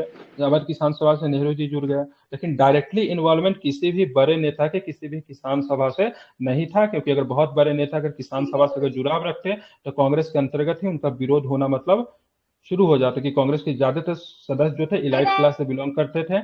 बंगाल के बड़े बड़े जमींदार, महाराष्ट्र के जमींदार, पंजाब के जमींदार, ये सब थे। ठीक है, तो अखिल भारतीय किसान सभा 1936 ध्यान में रखेंगे, लखनऊ में। स्वामी सहजानंद सरस्वती या सचिव की बात करेंगे, एनजी रंगा थे, जो कि आंध्र प्रदेश से आते थे। बस आपको इतना ही ध्यान में रखना है। ठीक है, उसके बाद ध्यान में रखेंगे 1936 में अखिल भारतीय किसान सभा का दूसरा सम्मेलन कहाँ पे हुआ? फैजपुर में हुआ। ठीक है, एक फैजपुर में एक आपका कांग्रेस का अधिवेशन भी हुआ था। उस फैजपुर अधिवेशन की अध्यक्षता किसने की थी? हाँ जी, हाँ जी, फैजपुर, ये सुभाष चंद्र बोस। सुभाष चंद्र बोस। सुभाष चंद्र बोस। ठीक है, ध्यान रखो, फैजपुर सुभाष चंद्र बोस। अब और फैजपुर के ये बाद सुभाष फैजपुर चंद्र बोस कहाँ गुजरात पे? त्रिपुरा में है या गुजरात में है? त्रिपुरा में नहीं है। ठीक है, फैजपुर आपको पड़ेगा आई थिंक, फैजपुर गुजरात में होना चाहिए। बंगाल में है क्या नहीं, सॉरी, सर? बंगाल फैजपुर में। नहीं, नहीं, बंगाल, बंगाल फैजपुर नहीं। बंगाल, फैजपुर बंगाल में। बंगाल ही होगा। ठीक है, उसके बाद 1939 का जो सेशन जो था, ये फैजपुर आप लोग गलत बता रहे हो क्या? नहीं, नहीं, बंगाल नहीं होगा फैजपुर फैजपुर। नहीं, ठीक से नहीं। फैजपुर में आपने सुभाष चंद्र बोस ही गलत बताया सर, नेहरू जी होना चाहिए जवाहरलाल फैजपुर में। नेहरू ठीक था है, ना। ठीक है, नेहरू नेहरू हो गांव में जाएंगे। हुआ ठीक है, था। उसके बाद गांव अब में हाँ, हुए थे। हरिपुरा की बात करोगे ना, हरिपुरा जो होता है ना, हरिपुरा, गुजरात ये में, गुजरात में गुजरात में। पड़ता है। यहाँ पे होंगे सुभाष चंद्र बोस। जी, ठीक जी, है, हाँ जी, हाँ जी, आप ठीक है, कंफ्यूज उसके हो बाद रहे आता है तिरपुरी। ठीक है, शायद तिरपुरी में क्या होता है? तिरपुरी संकट हो जाता है। तिरपुरी आपको मध्य प्रदेश में पड़ता है। मध्य प्रदेश में आप जाओगे ना, तो एक जगह है जबलपुर, जबलपुर। जबलपुर। ठीक है, जबलपुर, जबलपुर के ही अंदर एक छोटा सा जगह तिरपुरी। अब तिरपुरी में एक वंश भी था। ठीक है, जहां से तिरपुरी, उसकी राजधानी, उसका नाम है कलचुरी वंश। क्या नाम है उसका? कलचुरी वंश कलचुरी जो था, वंश। वहां से शुरू हुआ था तिरपुरी से। ठीक है, ध्यान रखें, कलचुरी वंश। ठीक है, तो हरिपुरा सेशन सर आपका हो जाएंगे। हम्म, सर त्रिपुरी संकट 1939 है या फिर बोल रहे हाँ, थे कि 1939 में। ठीक है, 1939 में त्रिपुरी सेशन, हरिपुरा हो जाएगा 1938, और फैजपुर हो जाएगा 1937। ठीक है, ध्यान रखेंगे। तो 1936, सर 1937 दोनों में नेहरू जी ही अध्यक्ष थे। अब फैजपुर को ही ना पहला ग्रामीण अधिवेशन भी बोलते हैं। बिल्कुल बिल्कुल, गांव फर्स्ट में गांव में जो पहला जो हुआ था फैजपुर एक अधिवेशन ही हुआ अधिवेशन। था। ठीक है, ध्यान में रखेंगे। ठीक है, फैजपुर ही था। ठीक है, तो चलिए यहाँ पे ध्यान में रखेंगे, सारी चीजें हो गई। हाँ, ध्यान रखिए, इंदुलाल याग्निक बड़ा इंपॉर्टेंट नाम है। ठीक है, ध्यान रखिएगा, ये इस सभा में किसान घोषणा पत्र जारी किया था इंदुलाल याग्निक के द्वारा। ठीक है, इंदुलाल याग्निक वही थे जो कि ब्रिटेन के स्टुटगार्ट, सॉरी, जर्मनी के स्टुटगार्ट में मैडम, क्या नाम था, मैडम विकाजी, कामा जो थी, झंडा जो, ठीक है, विकाजी, विकाजी कामा झंडा की जो बात। मतलब विकाजी होस्ट की कामा। थी। ठीक है, उस झंडा को, ठीक है, इंदुलाल याग्निक तस्करी करके ले गए थे, मतलब अलाउ नहीं था, तो उसको मतलब इंदुलाल याग्निक जो थे वो ले गए थे। इसको आपको ध्यान में रखना है। ठीक है, इंदुलाल याग्निक बड़ा इंपॉर्टेंट रोल थे। ठीक है। 1918 वाला जो मूवमेंट जो था उसमें गांधी जी के साथ इंदुलाल याग्निक भी कहाँ गया था? 18 में कौन सा किसान? खेरा में इंदुलाल याग्निक का रोल है। ठीक है। अब आते हैं 1937 के प्रांतीय चुनाव हेतु, ठीक है, कांग्रेस द्वारा जारी किए घोषणा पत्र निम्न में से कौन सी मांग रखी गई थी? ठीक है, तो भू राजस्व की लगान 50% से कमी आनी चाहिए, ऋणों की वसूली का स्थगन होना चाहिए, मतलब रोक देना चाहिए, सामंती वसूलियों की समाप्ति होना चाहिए। सारे के सारे कथन जो थे 1937 के प्रांतीय चुनावों के हेतु कांग्रेस द्वारा जारी किए घोषणा पत्र में था। ठीक है, हालांकि 1937 में जो घोषणा पत्र किया गया था चुनाव जीतने के, उससे ज्यादातर चीजों पर नहीं मांग बन पाती है। हालांकि सरकार भी इस्तीफा दे देती है। 1939 में आप देखोगे तो सरकार भी गिर जाती है। ठीक है, माइक बंद कर लीजिए, आवाज आ रही है। ठीक है, अखिल भारतीय माइक बंद करके रखिए। क्या काम धंधा कर रहे तो माइक बंद करके रखिए, खोलने की आवश्यकता है नहीं। ठीक है, चलिए शुरू करते हैं। प्रश्न संख्या 41, ठीक है, सॉरी 21। अखिल भारतीय किसान सभा के सदस्य किसानों में जागरण पैदा करने और उन्हें संगठित करने के लिए निम्न में से किन तरीकों का उपयोग नहीं करते थे? ठीक है, ध्यान रखिए, कौन अखिल भारतीय किसान सभा की बात करेंगे तो उनके जो सदस्य जो से किसानों में जागरण पैदा करने और उन्हें संगठित करने के लिए निम्न में से किन तरीकों का उपयोग नहीं करते थे? तो प्रत्येक घर से एक निश्चित रकम चंदा के रूप में लेना, ऐसा कुछ नियम नहीं था, ध्यान में रखेंगे। ठीक है, लोगों को कांग्रेस एवं किसान सभा का सदस्य बनाना, गांव गांव घूमकर बैठकें करना, ठीक है, थाना तालुका जिला एवं प्रांत स्तर पे सभाएं करना, सबके सब काम थे, लेकिन चंदा नहीं लेते थे, ये आपको ध्यान में रखेंगे। ठीक है, जो इच्छा अनुसार जो चंदा देते थे वो देते थे, लेकिन कोई फिक्स नहीं था, नहीं प्रत्येक घर से हमको चंदा लेना ही है। ठीक है, अब आते हैं, ध्यान में रखेंगे, यहाँ पे कुछ प्रश्न दिया हुआ, ध्यान में रखेंगे। ठीक है, अब यहाँ पे मिलान करना है। ठीक है, मिलान कीजिए। पंजाब से तो सोहन सिंह भकना हो जाएंगे। ठीक है, बंगाल से बंकिम मुखर्जी मार सकते हैं आप। ठीक है, केरल से होंगे आर रामचंद्र, क्या नाम था, नेडू मगडी। ठीक है, आंध्र प्रदेश से आदि भरद्वाज कर सकते हैं, बंगाल से ये हो सकते हैं, और पंजाब से ये हो सकता है। ठीक है, मैंने अंदाज से ही लगाया, इसको देखते हैं क्या इसका सही है। ठीक है, तो बंगाल से बंकिम मुखर्जी सही था। ठीक है, पंजाब का भी मैंने सही लिखाया था, आंध्र प्रदेश भी मैंने सही बताया था, और रामचंद्र नेडू मगडी की बात करेंगे तो केरल से, ये सबके सब क्या थे? तो सबके सब ये प्रमुख किसान नेता थे, ध्यान में रखेंगे। ठीक है, क्या थे ये? तो सबके सब प्रमुख क्या थे? किसान नेता थे। ठीक है, ध्यान में रखेंगे। ठीक है, क्लियर? कोई दिक्कत? Again I am repeating. ठीक है, हेलो, बोलिए। ये सोहन सिंह भाकना जो यही थे ना, जो कि मतलब किसी बिल्कुल, यूनियन क्योंकि से सोहन सिंह किसान भकना के जो अलावा। थे, नहीं नहीं, सोहन सिंह भकना जो, सुन लीजिए मेरी बात को, गदर पार्टी का जो स्थापना जो हाँ हुआ था हाँ, सैन फ्रांसिस्को में, तो राइट गदर पार्टी राइट से सोहन सिंह भकना जुड़े हुए थे। ठीक है, पंजाब के राइट। बड़े किसान नेता थे, ये भी आपको ध्यान में रखना है। ठीक है, थैंक यू। अब यहाँ पे देखेंगे बिहार प्रांतीय किसान सभा, already I am discussing on it. ठीक है, 1929। अवध किसान सभा की बात करेंगे तो ध्यान में रखेंगे, कब थी अवध किसान सभा? 1918।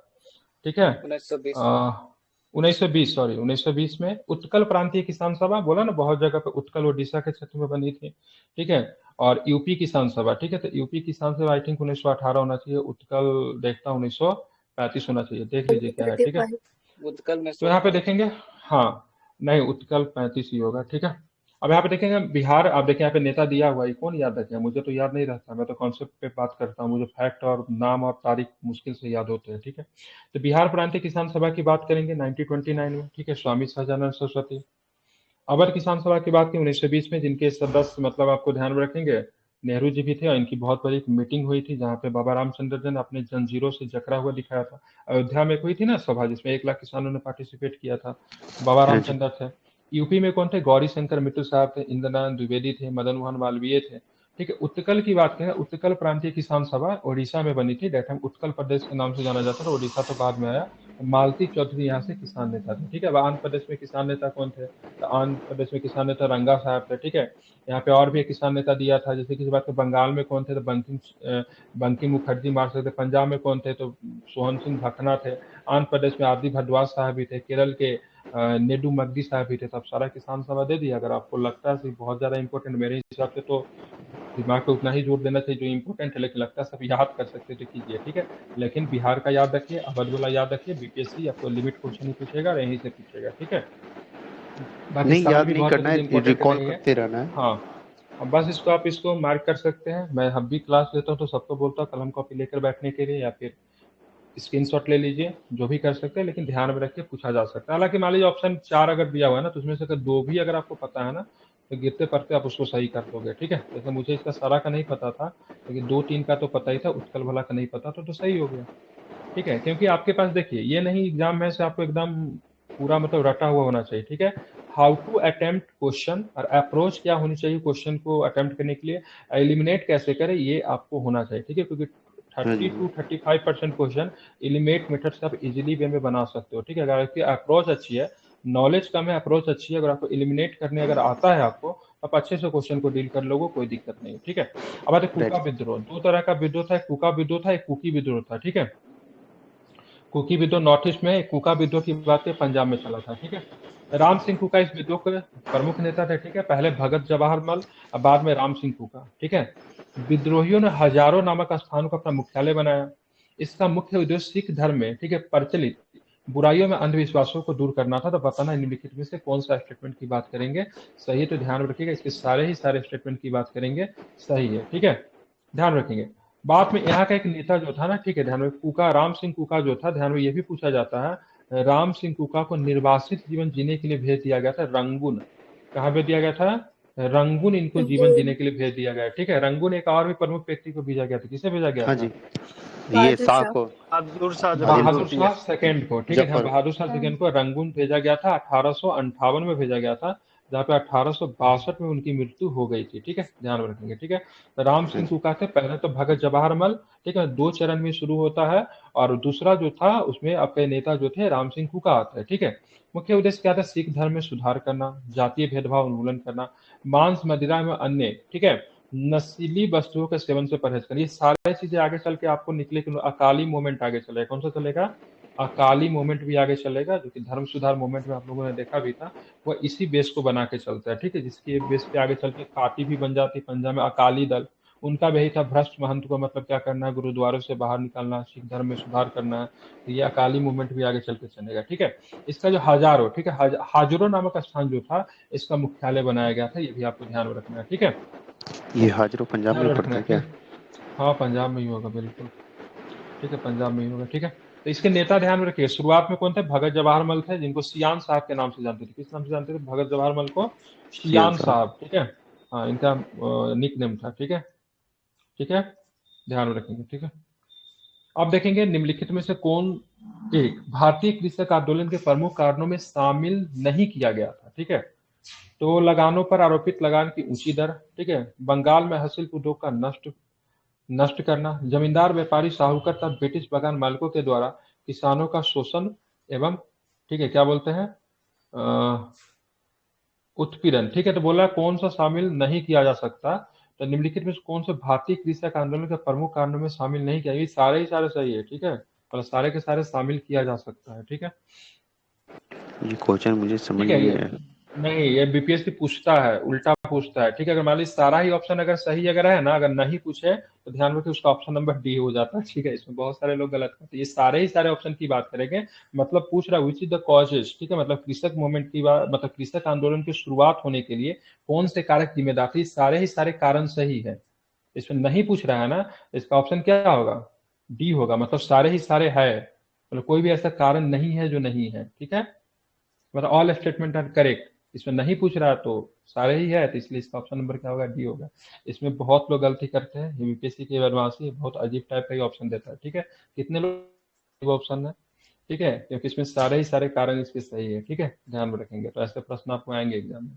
अगर सारे ही सारे ऑप्शन अगर सही रहेंगे तो इनमें लिखा होगा इनमें से कोई नहीं, या फिर उपरोक्त सभी, तो इसको आप लोग ध्यान में रखेंगे। ठीक है, देखिए उपरोक्त सभी कारक भारत में कृषि कानून की उत्पत्ति हेतु जिम्मेदार रहे थे। ठीक है, किसानों पर कंपनी द्वारा अत्यधिक ऊंची दर पर लगान लगाकर उसे कठोरता पूर्वक वसूल करना।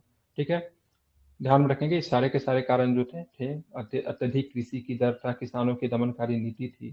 ठीक है, बहुत पुरानी जो बहुत पुरानी जो कृषक अन्न को उपजाते थे उनको समाप्त कर देने पर, उसके बाद क्या कैश क्रॉप्स को बढ़ावा देना, ये सब कारण थे।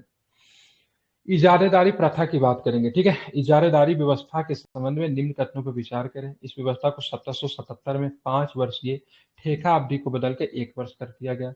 इस नई व्यवस्था को एक दोष यह भी था कि प्रतिवर्ष नए नए व्यक्ति ठेका लेकर किसानों से अधिक राजस्व वसूल करता था, बताना उपयुक्त में से कौन सा कथन सही। तो सारे ही सारे कथन की बात करेंगे, ठीक है। ध्यान रखें, इजारेदारी व्यवस्था को जमींदारी व्यवस्था भी कहते हैं, ठेकेदारी व्यवस्था भी कहते हैं, ठीक है। ध्यान रखेंगे, ये पहले 5 वर्षों के लिए दिया जाता था, लेकिन 1977 में इसको कम करके 1 वर्ष कर दिया। इसमें ब्रिटिश की नीति छिपी हुई थी, ठीक है। क्योंकि इजारेदारी व्यवस्था में ना, ठीक है, कर बढ़ता नहीं था, ठीक है, न तो बढ़ सकता है न तो कम हो सकता है। मान लीजिए अभी चल रहा है 2023 चल रहा है, तो नहीं 2023 से इसको कनेक्ट नहीं करेंगे, ठीक है। ऐसा करते इसको पहले से कनेक्ट करते हैं, ठीक है। क्या होता है ना, से 1877 के आसपास, 1777 के आसपास अनाज की कीमत बढ़ती है, ठीक है। रीजन क्या था उससे पहले आप देखोगे 70 के आसपास क्या था, बहुत बड़ी मतलब आपको अकाल वगैरह देखने को मिलता, बंगाल वगैरह, तो अनाज की कीमत बढ़ती है, तो ब्रिटिश सरकार को नुकसान होने लगता है। क्योंकि 5 साल पहले उन्होंने ठेकेदारी पे क्या किया था, कम कीमत पे उन्होंने मतलब वो ठेका दे दिया था, ठीक है। अनाज की कीमत बढ़ी तो किसको फायदा हुआ, जमींदारों को फायदा हुआ। और टैक्स इसमें बढ़ नहीं सकता था, क्योंकि एक बार क्या होता था, फिक्स होता था, ठीक है। तो ऐसे ठीक है। कंडीशन में ब्रिटिश को लगा नुकसान होगा, तो ऐसे कंडीशन में इन्होंने क्या किया, 5 वर्षीय ठेका को चेंज करके क्या कर दिया, 1 वर्ष कर दिया, ताकि हर साल मतलब क्या हो सके, ब्रिटिश को इससे क्या हो, लाभ हो, ठीक है। अब ये नई व्यवस्था जो थी ना, इससे मतलब किसको घाटा हुआ, तो किसानों को बहुत अधिक नुकसान हुआ। क्योंकि हर साल नए नए लोग जो थे ठेका ले लेते थे, जो ब्रिटिश को ज्यादा पैसा दिया उसको मिलता था, और नए लोग जो थे किसानों को बहुत अधिक क्या करते थे, शोषण करते थे, ठीक है। ध्यान में इसको रखना है, ठीक है। राष्ट्र कानून इसी से इसमें रिलेटेड जमीन था ना? इसमें जमींदार को ठेकेदारी, भी अलग रखा गया था। हाँ, इजादारी सर व्यवस्था को ठेकेदार या फिर जमींदारी व्यवस्था भी कहते हैं, ठीक है।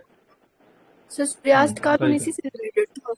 बिल्कुल, सनसेट लॉ इशू के बोलते थे, अगर जो इसको सनसेट लॉ जी भी कहा जाता था। देखिए, एक लिमिट समय होती थी, अगर लिमिट समय पर अगर आप राजस्व नहीं चुकाते थे, तो इससे जमींदार को क्या होता था, उसकी जमींदारी चली जाती थी। न तो ये व्यवस्था किसानों के लिए अच्छा था और न तो जमींदारों के लिए अच्छा था, ठीक है। इसमें नुकसान किसका था, वो किसानों का नुकसान था, क्योंकि हर साल मतलब बदलते रहता था, और उसे उपज वो का तो अस्थाई मतलब बंदोबस्त में था। सनसेट लॉ, हाँ सनसेट लॉ स्थायी बंदोबस्त हाँ इजादारी हाँ, व्यवस्था में, नहीं उसमें ठीक है। था। देख लीजिएगा, उस हम मुख्यतः सनसेट लॉ को बता रहे थे, अब किसमें था इसको देख लीजिएगा। सनसेट लॉ जो था ना, वो हाँ हाँ जमींदारों के लिए क्या था, एक बहुत ही दुखदाई था। ध्यान में रखेंगे, इसमें क्या होता था, समय पे कर नहीं चुकाने पे उनकी जमींदारी उनसे छीन ली जाती थी, ठीक है। उसको सनसेट लॉ कहते थे, सूर्यास्त लॉ। 1 मिनट। अब देख लीजिएगा इजादारी में है कि मतलब इसमें क्या बोलते थे, क्या आपने बताया, जैसे स्थायी बंदोबस्त में देखिएगा। जैसे इजारेदारी, रैयतबारी, है ना, या सूर्यास्त का नियम, ये सारे मतलब जमीन से रिलेटेड, लेकिन थोड़ी सी एक कंफ्यूजन वाली ये सब वर्ड है। वो सब क्वेश्चन आएगा, ठीक है, वो सब क्वेश्चन आएगा तो हम लोग उस पर बात कर लेंगे, ठीक है। किसमें कितना प्रतिशत था, किस क्षेत्र में लागू किया गया था। कंफ्यूजन तो होता है, ठीक है। सबके अलग अलग क्षेत्र भी थे, सबके अलग अलग लोगों ने शुरू भी किया था, और सबके अलग अलग नियम भी थे। प्रश्न आएंगे तो उस पर हम लोग बात कर लेंगे, ठीक है। हाँ, लेकिन कोई नहीं। ठेका को 1 वर्षीय करने का सबसे बड़ा नियम क्या था, ब्रिटिश को फायदा था। क्योंकि एक बार जो ठेका का मतलब क्या हो रहा, फिक्स कर दिया, चलो 5 साल के लिए तुमको 10,000 रुपये में दे दिए, अब बीच में तब बढ़ाओगे नहीं ना। लेकिन मान लीजिए बीच में, अगर मान लीजिए 5,000 रुपये में हमने किसी चीज को खरीद लिया, अब बीच में फसल का कीमत बढ़ गया, तो फायदा किसको हो रहा है, जमींदारों को फायदा हो रहा है। नुकसान किसको हो रहा है, नुकसान किसको हो रहा है, ब्रिटिश को नुकसान हो रहा है, कंपनी को नुकसान हो रहा है। अगर उनको सालों भर अगर करेंगे तो बढ़ा हुआ उनको कीमत मिलेगा, इसलिए उन्होंने 5 साल से कम कर क्या कर दिया, 1 साल कर दिया, ठीक है, ताकि हर साल उनको नए मतलब रूप से पैसे मिले, ठीक है।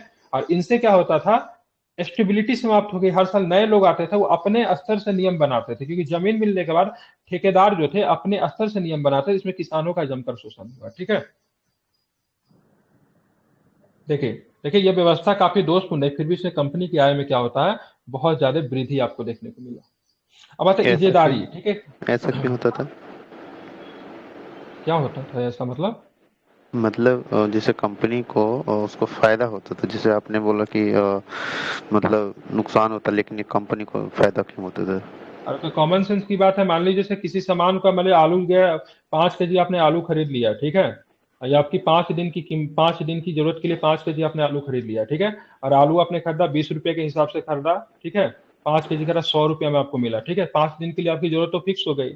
लेकिन आप क्या करोगे ना, अब आलू की कीमत बीच में बढ़ जाए घट जाए, आपको क्या लेना देना है, कोई लेना देना नहीं अच्छा, है। तो ठीक। किसको नुकसान हुआ, दुकानदार को नुकसान हुआ। लेकिन उसी आलू के प्रतिदिन आप खरीदोगे, तो एक दिन आपने 20 रुपए में खरीदा, दूसरे दिन उसकी कीमत बढ़ के कितनी हो गई, ठीक है, 25 या 24 रुपया 30। हो गया। तो आपको, ठीक है, 20 रुपए में थोड़ी ना वो देगा, नहीं ठीक है, नहीं, आपको ठीक। 24 रुपए में देगा। लेकिन अगर आपने एक दिन ही मतलब 5 केजी जाके खरीद लिया, तो आपको तो 20 के रेट हाँ, पे ही मिला बिल्कुल। ना।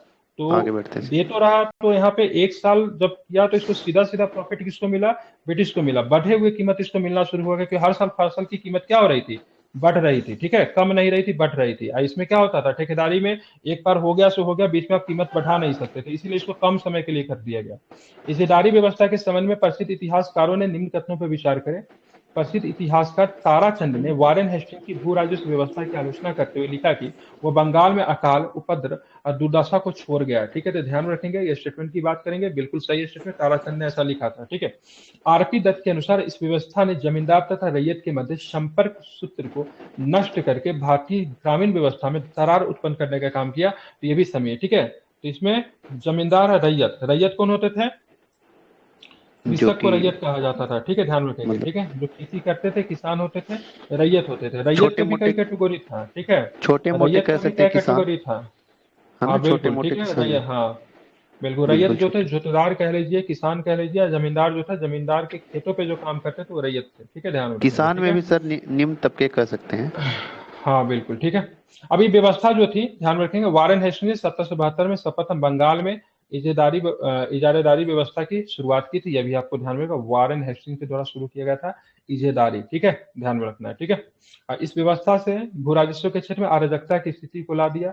पूर्णिया, वर्धमान, राजशाही, दिनाजपुर, पुरानी जमींदारियों को क्या था, यहाँ पे अंत कर दिया गया। ठीक है, इसको पहले 5 वर्ष के लिए था, लेकिन बाद में इसको कम करके कितने वर्ष के लिए कर दिया गया था, तो 1 वर्ष के लिए कर दिया गया था। हमने पहले भी बात की 1772 में। और वारेन हेस्टिंग की बात करेंगे, भारत में समय काल बता सकते हैं कब से कब तक था, इस 1772 में ही आता है। कब आता, 72, 1772 से 1772 1785 से तक। 85 तक। 1785 तक था। ठीक 72 है, से तो ये 85। 2 तरह के आपको गवर्नर रहेगा, कंपनी के अधीन भी था, और रेगुलेटिंग एक्ट आने के बाद भी ये भारत का क्या रहेगा, बंगाल का बंगाल का गवर्नर जनरल बन जाएगा। ठीक है, बंगाल का बात कर रहा हूँ, भारत की नहीं बात कर रहा हूँ। ठीक है, ध्यान रखते, 1772 से पहले भी था, और रेगुलेटिंग एक्ट आने के बाद भी था। ठीक है, दोनों क्रम में था। ठीक है, इसके समय बहुत सारी चीजें होती है, 1784 में विलियम जोन्स के द्वारा बहुत सारी चीजें होती है, उस पर भी मैं भी प्रश्न पहले हम लोग कर चुके हैं। ठीक है, अब आते हैं अस्थाई बंदोबस्त के संबंध में। ठीक है, अस्थाई बंदोबस्त के संबंध में कॉर्नवालिस ने, ठीक है, अस्थाई बंदोबस्त के संबंध में निम्न तथ्यों पर विचार करें। ठीक है, तो 1793 में कॉर्नवालिस ने अस्थाई बंदोबस्त की व्यवस्था को बंगाल, बिहार एवं उड़ीसा में अस्थायी कर दिया। बाद में इस व्यवस्था को उत्तर प्रदेश के बनारस खंड में उत्तरी कर्नाटक में लागू किया। उत्तर प्रदेश में केवल ये बनारस के आसपास ही लागू था। ठीक है, उत्तरी कर्नाटक में भी लागू था। ठीक है, अस्थायी भूमिकर व्यवस्था भारत की तत्कालीन 25% की भूमि भी थी, गलत है, 25% पे नहीं तो 19% पे थी। कितने पे थी, 19% पे। ठीक, इसको आपको ध्यान में रखना है। ठीक है, 19% पे थी। ठीक है, कॉर्नवालिस के द्वारा लागू किया गया इजादारी हेस्टिंग्स था, और कॉर्नवालिस के द्वारा अस्थायी बंदोबस्त 1793 में। ठीक है, दोनों को दोनों स्टेटमेंट है, तीसरा गलत है, क्योंकि 25 की जगह पे क्या होगा, 30 होगा। 19 इस व्यवस्था में लगान की, सॉरी, 25 की जगह पे 19 होगा। ठीक है, 1900। लगान की दरें की बात करें, काफी अधिक थी। ठीक है, इस व्यवस्था में जमींदार किसानों से वसूले गए लगान का, ठीक है, 10 से 11, ठीक है, 10/11 भाग सरकारी कोष में रखते थे, और 1/11 भाग अपने पास रखते थे। ठीक है, मतलब 11 रुपया वसूल कर रहा है ना जमींदार किसानों से, तो 10 रुपया ब्रिटिश सरकार को दे रहा है, और 11 रुपया से 1 रुपया क्या हो रहा है, अपने पास रख रहा है। ठीक है, अगर आप परसेंटेज में बात करोगे तो 89% सरकारी कोष में जमा करना पड़ता था, और 11% जो था अपने पास रखना पड़ता था। इतना आपको ध्यान में रखना है। ठीक है, समझ रहे हैं ना, तो ये सारी चीजें थी बंगाल में, मतलब समझे कितना टैक्सेस अधिक था। ठीक है, अब चलेंगे यहाँ पे, भारत में अंग्रेजों द्वारा लागू किया अस्थायी बंदोबस्त के संबंध में निम्नलिखित कथनों पर आपको विचार करना है। जमींदारों द्वारा निश्चित समय पर सरकारी खजानों में लगान जमा नहीं करने पर भूमि को नीलाम कर दिया जाता था। ठीक है, ये तो सही, इसी को सनसेट लॉ कहते थे। ठीक है, अब बात करेंगे यहाँ पे, किसी भी आपदा के समय लगान की कोई रियायत नहीं दी जाती थी। ये भी ठीक है भाई, कोई भी आपदा हो जाए फर्क नहीं पड़ता है, फसल अच्छा हो जाए तो भी ठीक है, फसल खराब हो जाए किसी प्रकार की रियायत नहीं मिलेगी। ठीक है, इस व्यवस्था में लगान की दर तय करने का अधिकार सरकार के पास था। ध्यान रखें, तो ये स्टेटमेंट की बात करेंगे, गलत है। ठीक है, जमींदार को भूमि, ठीक है, ध्यान रखेंगे, जमींदार को भूमि बेचने और रखने का एवं दान देने का अधिकार था। बिल्कुल ठीक है, ये व्यवस्था जो थी अस्थायी बंदोबस्त व्यवस्था थी, इसमें भूमि का मालिक कौन होता था, जमींदार होता था। रैयतवारी व्यवस्था में भूमि के मालिक कौन होता था, किसान होते थे, रैयत होते हैं। और महलवारी व्यवस्था में एक समूह के अंतर्गत भूमि रखी जाती है, महल मतलब गांव कह लीजिए, तालुका कह लीजिए, वो होता था। ठीक है, अस्थायी बंदोबस्त की बात करेंगे, लगान की दर तय अच्छा। करने का अधिकार किसके पास? सरकार के पास नहीं था, ठीक है। लगान की दर तय करने का अधिकार जमींदारों के पास था, मतलब वही तय करते थे। साथ ही जमींदार लगान में वृद्धि कर सकते थे, ठीक है। मतलब पूरी तरीके से किसके पास फ्री हैंड था? तो जमींदार के पास था। इस व्यवस्था में जमींदार को मतलब क्या किया गया था? भूमि का वास्तविक मालिक बना दिया गया था। भूमि पर उनका अधिकार वंशागुणत एवं हस्तांतरणीय था, मतलब उनके पुत्र ही आगे चल के मतलब भूमि के अधिकार उनके पास आ गए, या फिर वो ट्रांसफरेबल भी है, ठीक है, किसी को दिया भी जा सकता है, ठीक है। ध्यान में इसको रखना है। मैं जमींदारों को जमीन का मालिक समझता हूं जो उन्हें धर्मगत कानून के अनुसार उत्तराधिकारी में मिली है। भूमि के अस्थायी बंदोबस्त के संबंध में यह कथन किसका है? तो ध्यान रखिएगा, जॉन सोर का स्टेटमेंट है। किसका है? जॉन सोर, ठीक है। अस्थायी बंदोबस्त के शोर। संबंध में यह कथन किसके द्वारा कहा गया? तो भाई साहब, मैं जो है जॉन सर। जमींदारों को जमीन का मालिक समझता हूं, जॉन सोर ने कहा था, ठीक है। जॉन सोर की बात करेंगे, कार्नवालिस के द्वारा, ठीक है, जो व्यवस्था जो लॉन्च की गई थी उसका मतलब क्या था? जांच कमेटी का अध्यक्ष भी था, ठीक है। बंगाल का गवर्नर भी रहा था, 93 से लेकर 98 बंगाल तक की का बात करेंगे तो ध्यान रखें, बंगाल का गवर्नर रहा था, ठीक है। और इसी के समय आप ध्यान में रखोगे, हेलो। निजाम और मराठों के बीच में खुर्दा का युद्ध होता है। कौन सा युद्ध होता है? खुर्दा के साल मुझे याद नहीं, लेकिन निजाम और मराठा के बीच में यही 1793 के आसपास एक बैटल ऑफ खुर्दा हुआ था, ठीक है। ध्यान में इसको रखना है, ठीक है। जॉन सोर ने हस्तक्षेप की नीति का पालन किया तथा अवध के मामले में हस्तक्षेप करते हुए, ठीक है, आरुफदौला की मृत्यु पर उसके प्रथम पुत्र वजीर अली को नवाब बनाकर दूसरे पुत्र सादत अली को मतलब क्या किया? नवाब घोषित किया, ठीक है। तो स्टेटमेंट किनका है? तो जॉन सोर का स्टेटमेंट है, जॉन ध्यान में सर। इसको रखना है, ठीक है। कंपनी सरकार के द्वारा इस व्यवस्था में अस्थायी बनाने के पीछे अनेक कारण थे। इनमें से कौन सा एक अस्थायी व्यवस्था के लागू करने का कारण नहीं था, ठीक है। तो देखेंगे, पहला कारण की बात करें, सरकार एक निश्चित तथा अस्थायी आय प्राप्त करना चाहती है। सबसे प्रमुख कारण तो यही था, इसलिए अस्थायी बंदोबस्त लाना पड़ा। ये कंपनी को मतलब क्या हो, एक अस्थायी आय मिल जाए तो कि आगे वो आगे का प्लान कर सके, ठीक है। वह लगान वसूली पर समय तथा पैसा खर्च नहीं करना चाहती थी। अब मान लीजिए किसी कंपनी फिक्स करके एक बार पैसा मिल गया तो उनके लिए तो सही है, बार बार लगान वसूल करना, उसके लिए मैन पावर भी चाहिए, समय भी चाहिए, और पैसा को वसूलने के लिए भी पैसा खर्च होता है, ठीक है। कभी कभी देखिएगा, हम्म। बहुत सारे दुकानदार वगैरह जो तो पैसा काफी लगाए रहते हैं, अब उसको वसूलने के लिए अलग से आदमी हायर करते से तुम जाओ पैसा को वसूलो, ठीक है। तो जो हाँ, जस्ट पैसा के लाइक बैंक वसूल कह रहे हैं, सकते और हैं। बिल्कुल बिल्कुल, जस्ट और लाइक। उसके लिए पैसा खर्च करना पड़ता था। तब कंपनी सरकार बहुत तेज वो नहीं चाहती, वो चाहती थी हमको एक बार पैसा मिल जाए, बाकी तुम समझो तुमको क्या करना है, हमको उससे कोई मतलब नहीं, एक मुश्त तुमको पैसा दे दो, बस खत्म, ठीक है। कंपनी इस व्यवस्था में जमींदारों को अपना समर्थक बनाना चाहती थी, बिल्कुल, ठीक है। जमींदार हमेशा से कंपनी सरकार, ब्रिटिश सरकार के समर्थक बने रहे। भारत से कभी भी नहीं चाहते थे ब्रिटिश गवर्नमेंट जाए, वो जमींदार और साहूकार हमेशा से हिमायती रहे, ठीक है। और ये ब्रिटिश गवर्नमेंट भी या फिर कंपनी सरकार भी जमींदारों के हिमायती थे, उनकी हर बात को मानते थे, ठीक है। तो ये सबसे बड़ी भारत में मजबूती का केंद्र की बात करें ब्रिटिश गवर्नमेंट को, तो साहूकार, ठीक है, ध्यान में रखेंगे, जमींदार और राजवाड़े थे, ठीक है, सारे के सारे राजवाड़े, क्योंकि राजवाड़े को पता था भारत से ब्रिटिश जाएगी तो डेमोक्रेसी आएगी, हमारी संपत्ति छीन ली जाएगी, तो कभी भी नहीं चाहते थे जाए, हुआ भी एक्चुअली में वही हुआ, ठीक है। हालांकि कंपनी के पास योग्य कर्मचारियों में भू लगान के संदर्भ में जानकार व्यक्तियों की कमी नहीं थी, फिर भी उसने लगान का ठेका जमींदारों को दिया, ठीक है, ध्यान में रखेंगे। तो ये स्टेटमेंट गलत है, ऐसा कुछ नहीं है, बाकी सारे के सारे ऊपर का कथन की बात करेंगे सही थे। अब देखिए, भारत में भूमि के अस्थायी बंदोबस्त की व्यवस्था लागू होने से जमींदारों को अनेक लाभ हुआ। इनमें से कौन एक लाभ जमींदारों को नहीं हुआ था, ठीक है।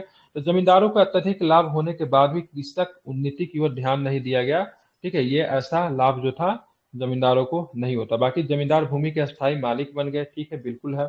लगान की एक निश्चित रकम सरकार को देने के पश्चात काफी बड़ी धनराशि जमींदारों को प्राप्त होने लगी, बिल्कुल होने लगी, ठीक है। अधिक आय में कालांतर में जमींदार अत्यधिक समृद्ध हो गए, ठीक है। जब ये समृद्ध हो जाएंगे तो कहाँ रखने रहेंगे? बड़े बड़े शहरों में जाएंगे और कोठी बनाकर रखने शुरू कर देंगे, ठीक है। जब ये कोठी बनाकर बड़े बड़े शहरों में जब रहना शुरू कर देंगे तो लगान कौन वसूलेगा? तो जमींदार जो थे ना, अपना भूमि को फिर किसी को देने लगे, मतलब समझ रहे हैं, मतलब ब्रिटिश गवर्नमेंट से इन्होंने भूमि लिया, ठीक है।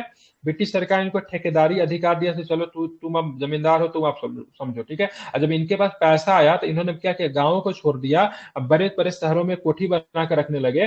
तो ऑलरेडी जमींदारों के द्वारा भूमि पर लगाया गया कर अधिक था, और जमींदार जो थे आप खुद नहीं वसूल करे, किसको दिए? अपने लोगों को दे दिए। तो भाई अपना जो लोग होगा वो भी तो अपना चाहेगा ना, तो हमको भी प्रॉफिट हो, तो जमींदार प्रॉफिट अधिक ले रहा है, उसके बाद इसने क्या किया, अपने लोगों को दे दिया, वो भी बीच में प्रॉफिट खा रहा है। तो इससे मतलब क्या हुआ, टैक्सेस और भी अधिक हाई हो गई। ठीक है, ब्रिटिश गवर्नमेंट को इनसे कोई मतलब नहीं था। ब्रिटिश सरकार तो कहना ही उचित नहीं, कंपनी सरकार कह सकते हो, क्योंकि ब्रिटिश गवर्नमेंट 1858 के बाद आता, इससे सीधा सीधा फायदा किसको हुआ, जमींदारों को फायदा हो रहा था। इसमें बिचौलिया आ गया था। बिचौलिया आने का सबसे बड़ा रीजन ये था, जमींदार तो बहुत अधिक संपन्न हुए, तो उन्होंने गांव को छोड़ के मतलब अपना रुख कहाँ अपना लिया, शहर की तरफ अपना लिया। ठीक है, और लगान वसूली की जिम्मा किसे दे दिया, किसी थर्ड पार्टी को दे दिया। समझ रहे हैं ना, मतलब छोटे इससे मोटे लगान किसान की कह दर, सकते हाँ हैं। बिल्कुल, छोटे मोटे बिल्कुल किसान नहीं थे, छोटे। इन्हीं के आदमी थे। ठीक है, इन्हीं के आदमी थे, या फिर छोटे मोटे मुंशी जमींदार थे, आप कह सकते जैसे हो। मुंशी हो ठीक है, गए। ये अब पहले टेक, बिल्कुल हाँ, उन लोगों को दे दिया। तो इससे किसानों का मतलब शोषण जो थी एक और चरम स्तर पे मतलब पहुंच गया। ठीक है, ध्यान में रखेंगे। टैक्स बढ़ेगा तब चरम। देखिए, कंपनी वो धन अब खर्च करने से बच रहा था, जिससे वो लगान वसूली के समय अपने कर्मचारियों पे खर्च करता था। अस्थायी बंदोबस्त से कंपनी को भी बहुत अधिक लाभ होता था। ठीक है, आप देखेंगे आगे, भूमि के अस्थायी बंदोबस्त की व्यवस्था लागू करने से किसान को होने वाले लाभों पर विचार करें। ठीक है, किसानों को क्या लाभ हुआ, तो जमीन बात करेंगे, किसानों के लाभ की बात करेंगे, तो जमींदारों ने इस वर्ग में अंग्रेजी सत्ता को सामाजिक आधार प्रदान किया। ठीक है, सरकार की आय निश्चित हो गई, जिससे अपना बजट बनाने में उसे आसानी हुआ। ध्यान में रखेंगे।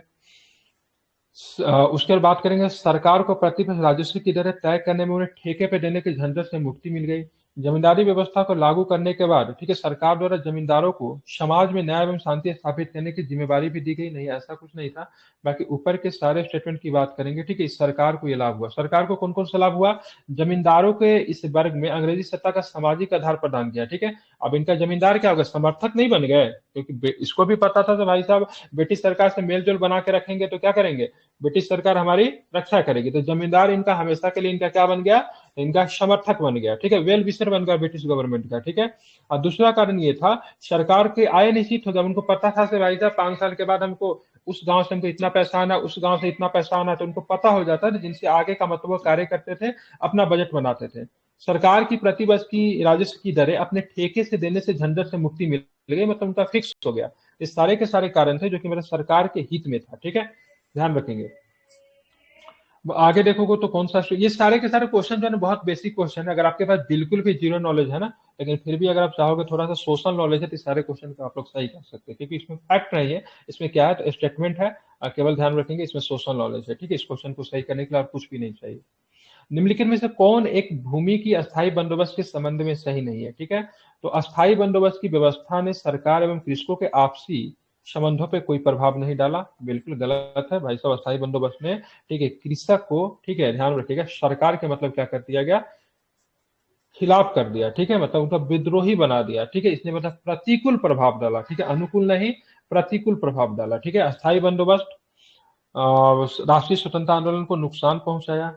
ठीक है, ध्यान रखेंगे, ये आपका सही है। ठीक है, नई भूमि, राष्ट्रीय स्वतंत्रता आंदोलन को नुकसान कैसे पहुंचाया, क्योंकि जमींदारों ने समर्थन नहीं किया ना, क्योंकि जमींदार किसके समर्थन में थे, किसके समर्थन थे, ठीक है, ब्रिटिश के समर्थन में थे। 1857 की क्रांति आप देख लो, जमींदारों ने समर्थन किया क्या, जमींदारों ने समर्थन 1857 की क्रांति में बिल्कुल नहीं किया। नई भूमि व्यवस्था ने किसानों को जमींदारों के अत्याचारों और शोषण का सामना करना पड़ा, बिल्कुल करना पड़ा। ये सारे चीजों को देखते हुए ब्रिटिश गवर्नमेंट के खिलाफ हो गई ना किसान। इस व्यवस्था को सबसे अधिक हानि किसानों को हुई। इससे उन्हें भूमि संबंधी व अन्य परंपरागत अधिकार जो थे, उनके जो ट्रेडिशनल राइट जो थे, वो सब उनसे छीन लिया गया। और आप देख रहे हो, अब यहाँ से इन लोग का मन नहीं भरेगा, तो अब यहाँ पे ये जो प्लेन एरिया थे सब जगह कंट्रोल करने के बाद ये किधर निकल जाएंगे, अब जंगल की तरफ निकल जाएंगे। ठीक है, अब जंगल की तरफ आप निकलेंगे तो वहां से आपको देख लोगे तो एक तरह से, ठीक है, आप वहां पे कौन सा रिवोल्ट आपका शुरू हो जाएगा, तो क्या आदिवासी विद्रोह जो है इसी के आसपास आपको देखने को मिलेगा। ठीक है, जनजातीय विद्रोह शुरू होगा इसके जस्ट बाद।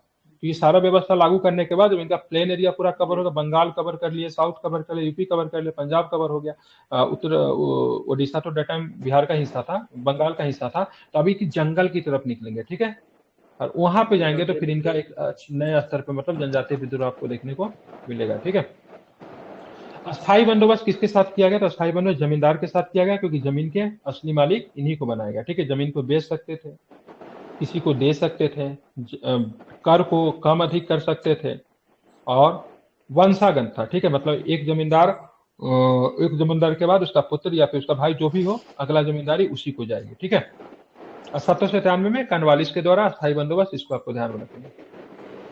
निम्नलिखित में कौन सी अस्थायी बंदोबस्त की विशेषता नहीं थी? तो अस्थायी बंदोबस्त कृषकों के प्रथागत दखल अधिकार को ध्यान में रखकर बनाया गया था नहीं, ठीक है। उनके जो प्रथागत वंशागत जो अधिकार जो थे उनको क्या किया गया, उनको समाप्त कर दिया गया, न कि मतलब क्या थे उनको ध्यान में रखकर बनाया गया था, ध्यान में रखेंगे, ठीक है। ये अस्थायी बंदोबस्त को ही सूर्यास्त का इसमें नियम कहते हैं। बिल्कुल ठीक है। इसमें कर की दरें कितनी थी? कितने प्रतिशत भूमि में था? तो 19% पे था, नहीं है, ठीक है। जी और कर कितने थे? 89% ब्रिटिश राजकोष में शामिल करना पड़ता था। 11% जो था किसका था? तो ये जमींदारों के पास जमींदार। रहता था, ठीक है। ध्यान रखेंगे, इंपॉर्टेंट है, ठीक है। कहाँ कहाँ पे लागू किया गया था? तो इस व्यवस्था को 1793 में मुख्य रूप से बिहार बंगाल के क्षेत्र में लागू किया। बाद में इसको छिटपुट क्षेत्रों में विस्तार किया, जैसे बनारस में लागू कर दिया गया, उत्तरी कर्नाटक में मद्रास लागू उत्तरी कर दिया। कर्नाटक। भारत के कुल हिस्सा में 19% पे ये आपको देखने को मिलता है, ठीक है। अब रैयतबारी में आते हैं। रैयतबारी में तब जानते थे किसान जो थे जमीन के मालिक थे। कर्नल रीड के द्वारा शुरू की गई भू राजस्व व्यवस्था को मद्रास के गवर्नर टॉमस मुनरो के द्वारा मद्रास में लागू किया गया था, ठीक है। एक इलाका था जिसको बारामहल कहते हैं ना, वहां पे ये लागू हुआ था। भू राजस्व की व्यवस्था मद्रास के साथ साथ बंबई प्रेसिडेंसी के कुछ हिस्सों, असम तथा कुर्ग के हिस्सों में भी लागू किया गया। ये भी ठीक ही लग रहा है। बंबई प्रेसिडेंसी में रैयतवारी व्यवस्था को लागू करना एल्फिस्टन और चैपलिन की रिपोर्ट की भूमिका थी। भूमि सर्वेक्षण का कार्य 1824-28 के बाद पिंगल के द्वारा किया गया।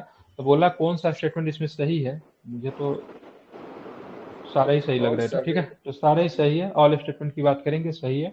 जरा इस स्टेटमेंट को और भी देखिए, ठीक है। ये रैयतबारी जो था ना, सबसे अधिक क्षेत्रों पे था, ठीक है। 51% क्षेत्रों पे रैयतबारी था। 19% क्षेत्रों पे अपने ऊपर जो पढ़ा अस्थायी बंदोबस्त था। कितने हो गए ये सब?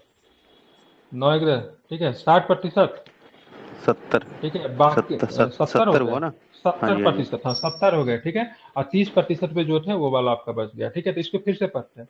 कर्नल रीड के द्वारा शुरू की गई भू राजस्व व्यवस्था को मद्रास के गवर्नर टॉमस मुंडो के द्वारा मद्रास में लागू किया गया था। टॉमस सही। मुंडो मद्रास का टाइम का गवर्नर था। अब भू राजस्व की व्यवस्था मद्रास के साथ बंबई प्रेसिडेंसी के कुछ हिस्सों, असम तथा कुर्ग में भी इसको लागू किया गया, तो ये भी आपको ध्यान रखेंगे। एवं बरार में भी था। बंबई बराड़ ये प्रेसिडेंसी में कर्नाटका में रैयतवारी पड़ता है ना। व्यवस्था, कर्नाटक, बिल्कुल। बंबई प्रेसिडेंसी में रैयतवारी व्यवस्था को लागू करने एल्फिस्टन एवं चैपलिन की रिपोर्ट थी। एल्फिस्टन कॉलेज भी है बंबई में, ठीक है, ध्यान रखेंगे, ठीक है। इनकी रिपोर्ट थी, बिल्कुल ठीक है। अब भूमि सर्वेक्षण का कार्य 1824 और 28 के मध्य में प्रिंगल के द्वारा किया गया था, ये भी प्रिंगल। आपका सही है, ध्यान में इसको रखना है, प्रिंगल, ठीक है। कितने परसेंट थे? 51% पे, ठीक है। लगान की दर कितनी थी? 1/3 भाई, नहीं 1/3 से 1/2, ठीक है। मतलब इसके बीच में होता था, मतलब इस सीरीज में था, मतलब मैक्सिमम 50% था, लेकिन 1/3 से शुरू होता था, ठीक है, ध्यान रखेंगे, ठीक है। और उसके बाद बात करेंगे तो इसका ठीक है, इसकी आधार का जो रिपोर्ट जो बनाया गया था, ठीक है, उसका नाम क्या था? भू राजस्व व्यवस्था को अंतिम रूप 1847 ईस्वी में विनिगेट की सर्वेक्षण रिपोर्ट के आधार पर बनाया गया था, ये भी आपको ध्यान रखना है। इसमें जमीन का मालिक कौन होता था? तो रैयत होता था, ठीक है। जो अस्थायी बंदोबस्त में जो किसानों के पास अधिकार था, यहाँ पे ये रैयतों के पास अधिकार था, ठीक है। जो कि डायरेक्टली खेत में काम करते थे ना। बिल्कुल ठीक है, किसान, ठीक है। भारत में रैयतवारी व्यवस्था को लागू करने के उद्देश्यों में निम्नलिखित में से किस एक को शामिल नहीं किया जा सकता है? इस व्यवस्था के द्वारा सरकार अस्थायी बंदोबस्त के दोषों को दूर करना चाहती थी, ऐसा कुछ नहीं था। किसानों का कल्याण करना था, सरकार की आय को स्थिरता प्रदान करना था, जमींदारों को और मजबूत बनाना, ठीक है, ध्यान रखेंगे। तो ये आपको ध्यान रखना है, इस व्यवस्था को द्वारा सरकार अस्थायी बंदोबस्त के दोषों को दूर करना चाहती थी, ये आपका, ठीक है, शामिल है, ठीक है, ध्यान रखेंगे, शामिल है ये, ठीक है। बाकी जो है किसी प्रकार की शामिल है। वह जमींदारों को मजबूत कैसे करेगा? ये तो गलत हो गया ना। जमींदार किस में मजबूत होगा? अस्थायी बंदोबस्त में, न कि रैयतबारी में। यहाँ से तो जमीन का अधिकार जमींदार से छीन के किसे दे रहे हो? किसानों को दे रहे हो। तो यहाँ पे जमींदार क्या हो जाएगा? कमजोर कमजोर हो हो जाएगा, जाएगा। ठीक है, ठीक है। बाकी ये किसानों का क्वेश्चन। कल्याण करना तो हो ही नहीं सकता। ब्रिटिश सरकार कभी भी नियम रही किसानों के कल्याण कर, यहाँ पर भी टैक्स की दर अधिकतम 50% तक चली जाती थी। सरकार की आय को स्थिरता प्रदान इसमें नहीं था। सरकार की आय को स्थिरता अस्थायी बंदोबस्त में क्या होता था? मिलता था, ध्यान में रखेंगे। उसके बाद करेंगे तो हम लोग और कौन सा है, तो उसके बाद देखेंगे किसानों का कल्याण करना भी नहीं था, सरकार की आय को स्थिरता भी नहीं थी। तो क्या थी? तो मुख्यतः थी सरकार अस्थायी बंदोबस्त के दोषों को दूर करना चाहती थी। अब देखेंगे सरकार भारत में रैयतवारी भू राजस्व व्यवस्था के उद्देश्य को क्या क्या उद्देश्य थे? तो सबसे पहले बिचौलियों को समाप्त कर देना था, सरकार की आय में वृद्धि करना था, अस्थायी बंदोबस्त के दोषों को दूर करना था, दक्षिण पश्चिम में बड़े जमींदारों की कमी होना, ठीक है। तो अस्थायी बंदोबस्त चल नहीं रहा था, इसलिए भी इसको लाया गया। निम्नलिखित में से कौन एक, ठीक है, रैयतवारी व्यवस्था का दोष नहीं है? इसने ग्रामीण समाज की सामूहिक स्वामित्व की अवधारणा को बढ़ावा दिया, ध्यान में रखेंगे। तो ये गलत है, ठीक है। इसने ग्रामीण समाज के सामूहिक स्वामित्व की अवधारणा को बढ़ावा तो इसमें नहीं दिया, किसमें दिया जाएगा बता सकते हैं आप लोग? ये किसमें होगा? महालवारी में। किसमें होगा ये? महालवारी में होगा, न कि मतलब किसमें था? रैयतवारी में था, ठीक है। बाकी सारे के सारे ऑप्शन सही है, इसको आप लोग ध्यान में रखेंगे, ठीक है। ये व्यवस्था किसमें था? महालवारी में था, ठीक है। निम्नलिखित में से कौन सी रैयतवारी प्रणाली की विशेषता? ये थॉमस मुनरो की उद्भावना, ब्रेन चाइल्ड थी, उसके दिमाग की उपज थी। इसका उद्देश्य मध्यवर्तियों को कम करना था, मध्यवर्ती में बिचौलियों को कम करना, तो सही है ना। इस प्रणाली से कृषक धीरे धीरे कंगाल हो गए, ये भी सही। इसको मद्रास और बंगाल प्रेसिडेंसी के हिस्सों में लागू किया गया था। तो मद्रास में था, बंगाल में नहीं था ना। ये यहाँ पे 1 2 3 सही होना चाहिए, ठीक है। क्या सही है इसका? तो 1 2 3 सही है, ठीक है। मद्रास में तो था लेकिन बंगाल में नहीं, तो बम्बई में इसको लागू किया गया था। और ध्यान में थॉमस मुंडो के दिमाग की उपज थी, लेकिन सबसे पहले इसको लागू थॉमस रीड के द्वारा शपथ इसको लागू किया गया था। मद्रास के छोटे से हिस्सा में इसका नाम था, क्या नाम था उसका यार? 12 महल, बहुत सुंदर, ठीक। क्या नाम था? 12 महल में इसको लागू किया गया था, ध्यान में रखेंगे। बाद में जाके इसको मद्रास, मुंबई और असम के कुछ हिस्सों में इसको लागू किया गया था, कुछ इलाका बरार का भी शामिल था, ठीक है। मध्यवर्ती जिसको बात करते हैं मिडिल मैन, जिसको हम लोग बोलते हैं बिचौलिया, उसको समाप्त करना था, ठीक है। थॉमस मुंडो की बात करें, इसकी दिमाग की उपज मद्रास के बाहर के क्षेत्रों में इसी ने लागू किया, ठीक है। मद्रास के रैयतवारी बंदोबस्त से संबंधित रहा था, कौन रहा था? थॉमस मुंडो था, ध्यान में रखेंगे। 1792 में रैयतवारी व्यवस्था शपथ मद्रास में 12 महल जिले में कैप्टन डीड के द्वारा लागू किया गया, ठीक है। लेकिन बाद में जाके इसको पूरे प्रदेश मतलब एक व्यापक पैमाने पे अन्य जगह पे किसने लागू किया? तो अन्य जगह पे लागू किसने किया? तो मुनरो साहब ने लागू किया, ठीक है। 1820 में इस व्यवस्था को मद्रास में लागू किया गया, ठीक है, ध्यान रखेंगे, ठीक है। अगर पूछेगा से ये रैयतवारी व्यवस्था की वजह से कौन सा विद्रोह हुआ, तो दक्कन का विद्रोह की बात करेंगे, तो कहीं ना कहीं इससे कनेक्ट करती है, ठीक है। रैयतवारी व्यवस्था की वजह से, ठीक है, दक्कन में आपको विद्रोह भी आपको देखने को आपको मिलता है, ठीक है। क्योंकि बाद में 1825 में बंबई तथा 1858 में संपूर्ण दक्कन के क्षेत्र में जब लागू किया गया, तो ध्यान में रखना इसमें जो शोषणकारी जो नीति थी, इसके आधार पे आपको विद्रोह भी आपको देखने को मिला, ठीक है। और कितने प्रतिशत पे था? तो 51% पे ये था, इसको भी आपको ध्यान में। अस्थायी बंदोबस्त कितने परसेंट पे था? अस्थायी बंदोबस्त की बात करेंगे कितने परसेंट पे था? 19% पे था, ठीक है, ध्यान रखेंगे। 19% पे था, ठीक है, आप इसे ध्यान में रखेंगे, इंपॉर्टेंट है। और ये जो था 51% पे था, ठीक है। महलवारी कितने परसेंट पे हो जाएगा? फिर कॉमन सेंस होनी चाहिए, बता दीजिए। महलवारी 51% में, महलवारी ये भी 51, वो भी 51, 30% पे, ठीक है। महलवारी की बात करें कितना हो जाएगा? तो फिर 30% पे हो जाएगा, ठीक है। अब आते हैं महलवारी में, हम लोग एंट्री कर ही चुके हैं, ठीक है। ध्यान रखिएगा, देखिए ध्यान रखें, महलवारी व्यवस्था का प्रस्ताव शपथ 1819 में हॉल्ट मैकेंजी के द्वारा लाया गया, ठीक है, ध्यान रखें, सही है। इस व्यवस्था का प्रारंभ लगान दर की कुल उपज का 80% निश्चित किया गया, ठीक है। लगान की दर कुल उपज का 80%, समझ रहे मतलब 80% तक था, बहुत ज्यादा था, मैक्सिमम था इसमें, ठीक है। बाद में विलियम बेंटिक ने क्या किया इसको, ठीक है, 66% कर दिया, तो ऑल स्टेटमेंट थ्रू, ठीक है। ये 80% लगान की दर है, क्षेत्र की बात नहीं है। क्षेत्र तो 30% हिस्सा पे था, ये लगान की दर 80% पे था। अगर पूछेगा तीनों स्थायी बंदोबस्त, रैयतवारी, महलवारी में सबसे ज्यादा कर किस पे था ना? तो महल पे था, ठीक है, 80% का था, ठीक है, ध्यान रखेंगे, बिल्कुल, ठीक है। मार्टिन बर्ड को उत्तर भारत ये मतलब इसका एरिया कम था, लेकिन मतलब रेट ज्यादा था, बहुत था, ठीक है। 80% तक इसमें कर दिया। मार्टिन बर्ड को उत्तर भारत में भूमि व्यवस्था का प्रवर्तक माना जाता है, किसे? मार्टिन बर्ड को, ठीक है। 1855 में सहारनपुर नियम के अनुसार डलहौजी ने लगान की दर को घटाकर उत्पादन का 50% बाद में कर दिया गया था, लेकिन शुरू में 80% था, ठीक है। और इसी व्यवस्था का परिणाम यह था 1857 की क्रांति में को भी कहीं न कहीं से अनेक प्रभावित लोगों ने 1857 की क्रांति में भाग भी लिया था, ठीक है। 1857 का जो क्रांति जो था, उसमें पूरी तरीके से कृषक का तो योगदान नहीं था, बट कुछ स्तर पे आपको कृषक का योगदान आपको देखा जाता है, ठीक है। हालांकि कृषक समुदाय जो थे अलग ही रहे थे, ठीक है। भारत की आधुनिक शिक्षा के विकास के संदर्भ में निम्नलिखित तथ्यों पर विचार करना है। लॉर्ड वेलेजली ने कंपनी के असन्य अधिकारियों की शिक्षा के लिए फोर्ट विलियम कॉलेज की स्थापना लखनऊ में की थी, गलत है, कहाँ पे की थी? कलकत्ता में की थी, ठीक है, कलकत्ता में की थी। आप देखिए यहाँ पे क्या थे, जो सिविल सर्वेंट जो आते थे लंदन से, वो 19 साल 20 साल 21 साल के लड़के होते थे। उनको भारत के शिक्षा के लिए इनको किसी प्रकार की जानकारी थी नहीं, ना उनको संस्कृत बोलने आता था, ना उनको फारसी बोलने आता, ना उनको उर्दू बोलने आता, ना उनको हिंदी बोलने आता था।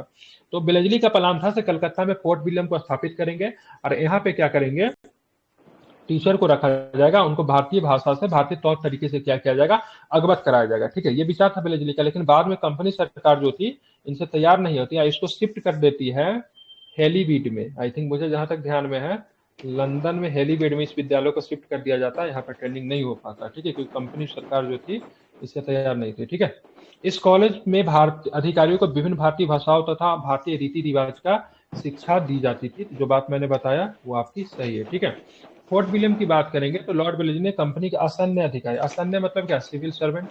ठीक है, सन्य नहीं, असन्य। ठीक है, सिविल अधिकारी की बात हो रही है। फोर्ट विलियम कॉलेज की स्थापना 1780 में कलकत्ता में की थी। ठीक है, इस कॉलेज ने भारतीय भाषा में परंपरागत शिक्षाओं का मतलब क्या क्या, सॉरी देखिए, फोर्ट ये कॉलेज है। ठीक है, 1800 में क्या है, किला है, इसको ध्यान में रखिएगा। ठीक है, एक बार चेक कर लीजिएगा, मेरे हिसाब से 1800 में किला होना चाहिए। 1800 या और ये 1780 1780 एक किला भी था, फोर्ट विलियम एक किला था ना, वो बाद में बना था। एक कॉलेज था, 1780 होगा। एक बार चेक कर लीजिए, मुझे डाउट लग रहा है इसमें, एक बार देख लीजिए, मुझे याद नहीं है। ठीक है, क्योंकि किला शायद 1800 में था, कॉलेज पहले बन गई थी। किसके द्वारा किया गया था, किसके द्वारा, कनवाली, क्या नाम था इसका, वेलेस्ली था ना, लॉर्ड वेलेस्ली।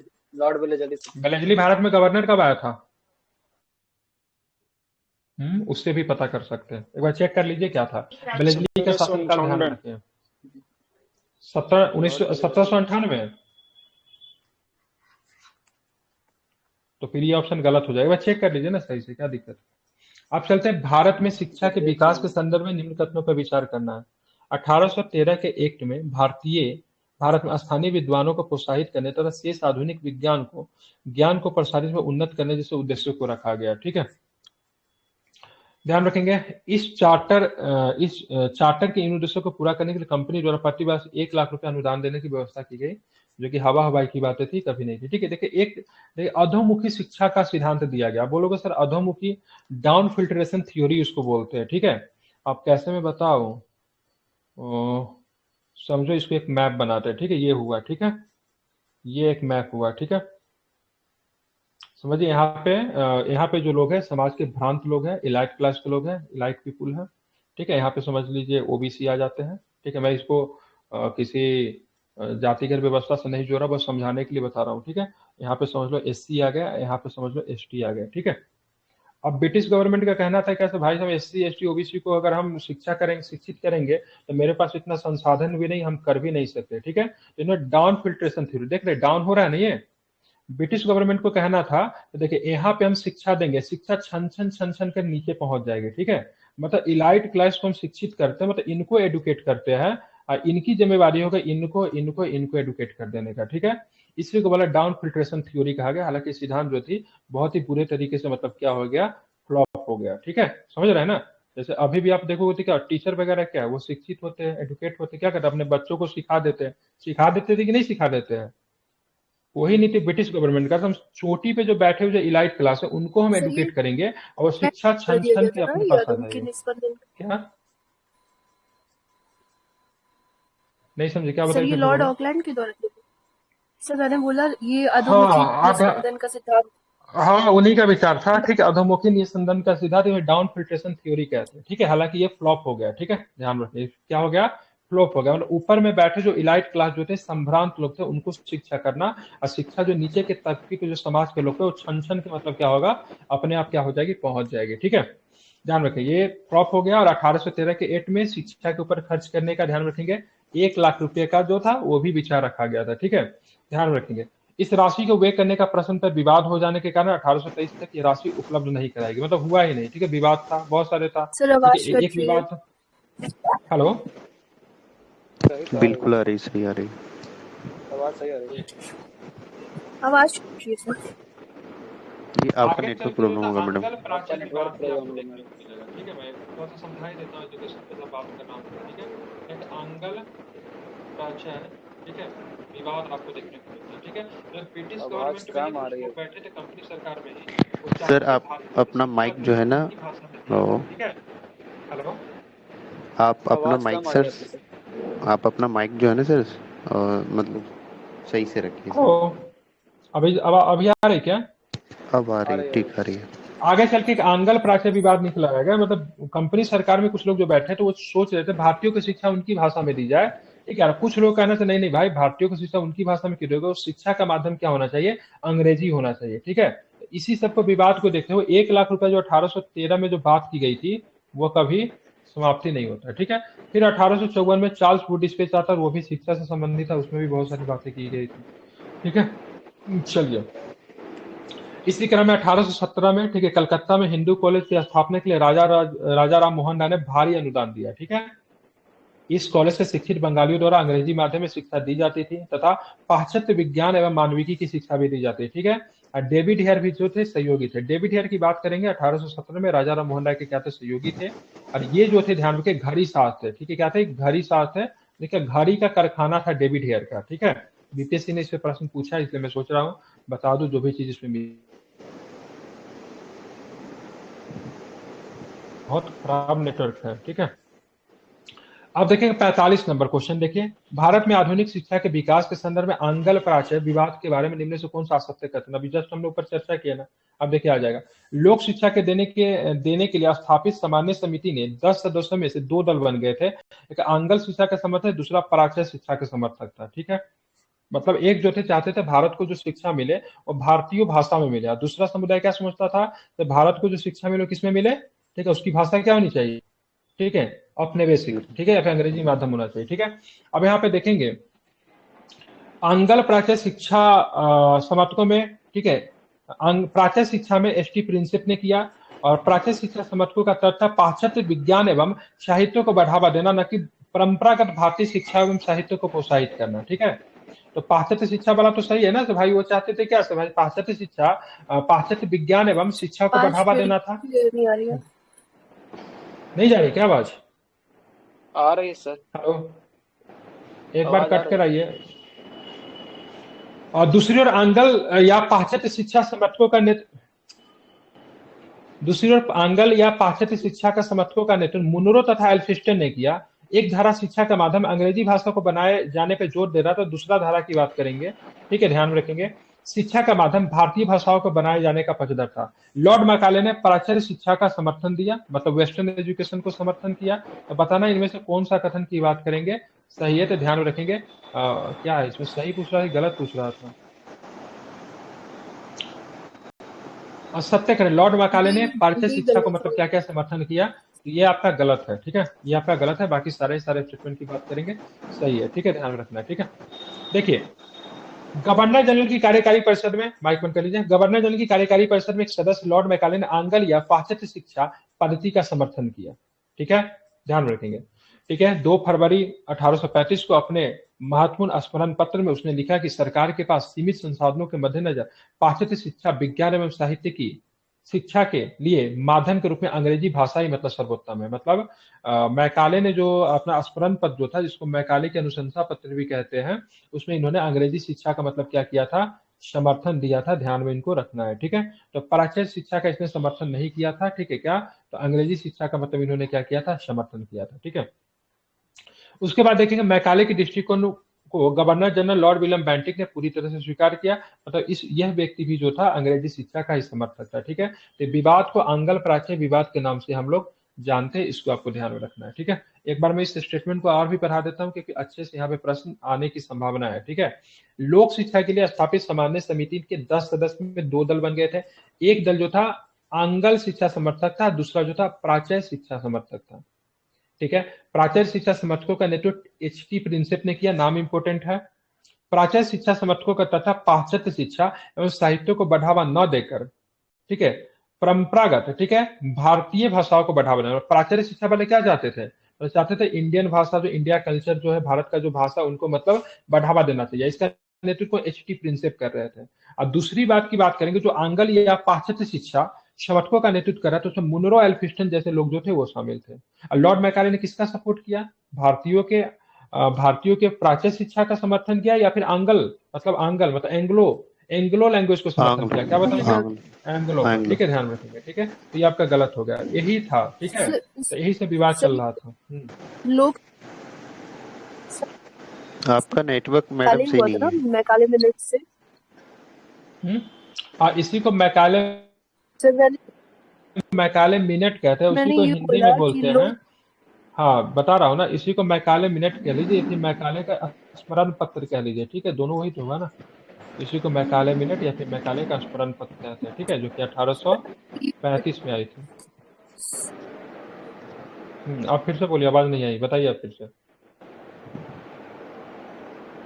सर मैंने ये पूछा था कि लोक शिक्षा समिति का जो गठन हुआ था वो मैकाले मिनट से पहले हुआ था ना?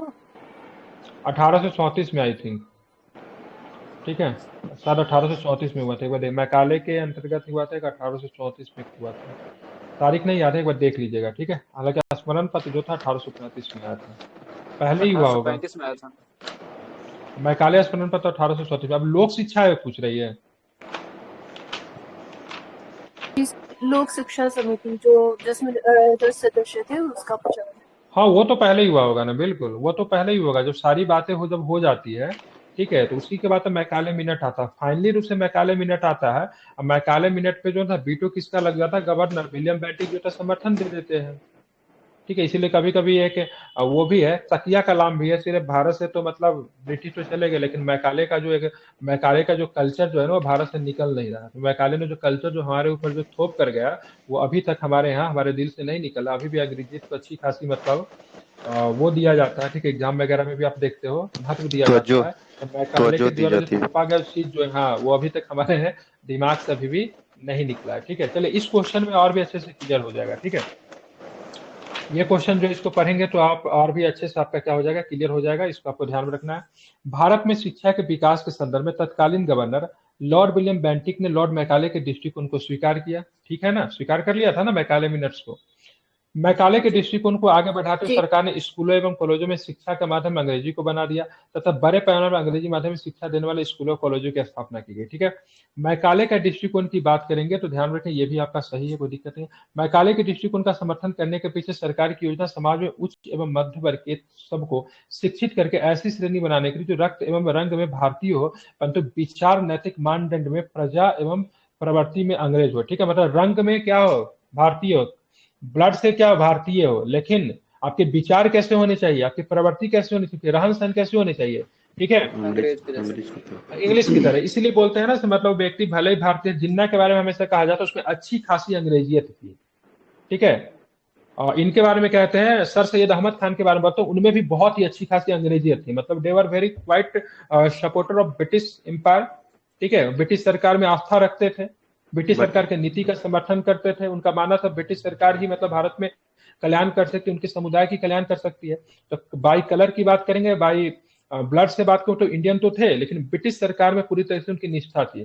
तो अंग्रेजी शिक्षा ने मतलब क्या क्या उनको अच्छी खासी मतलब भारत में होने के बावजूद भी उनका अंग्रेजीकरण करते हुए उनको एक तरह से ब्रिटिश सरकार के प्रति उनको क्या क्या वफादार बना दिया, ठीक है।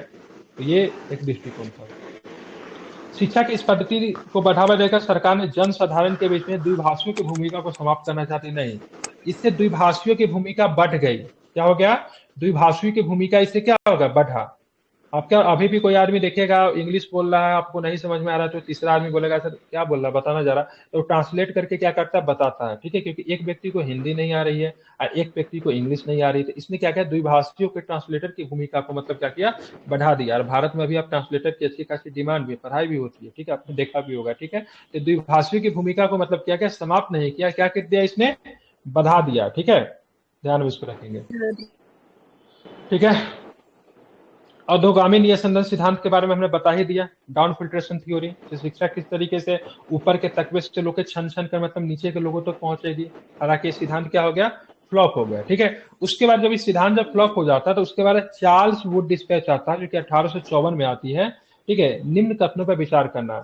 अब यहाँ पे देखोगे इनमें से कौन सा स्टेटमेंट की बात करेंगे सत्य है, तो बोर्ड ऑफ कंट्रोल के अध्यक्ष, ठीक है। अब 1784 में पीस इंडिया एक्ट आया था, उसमें बोर्ड ऑफ कंट्रोल और बोर्ड ऑफ डायरेक्टर्स बनाया गया था ना।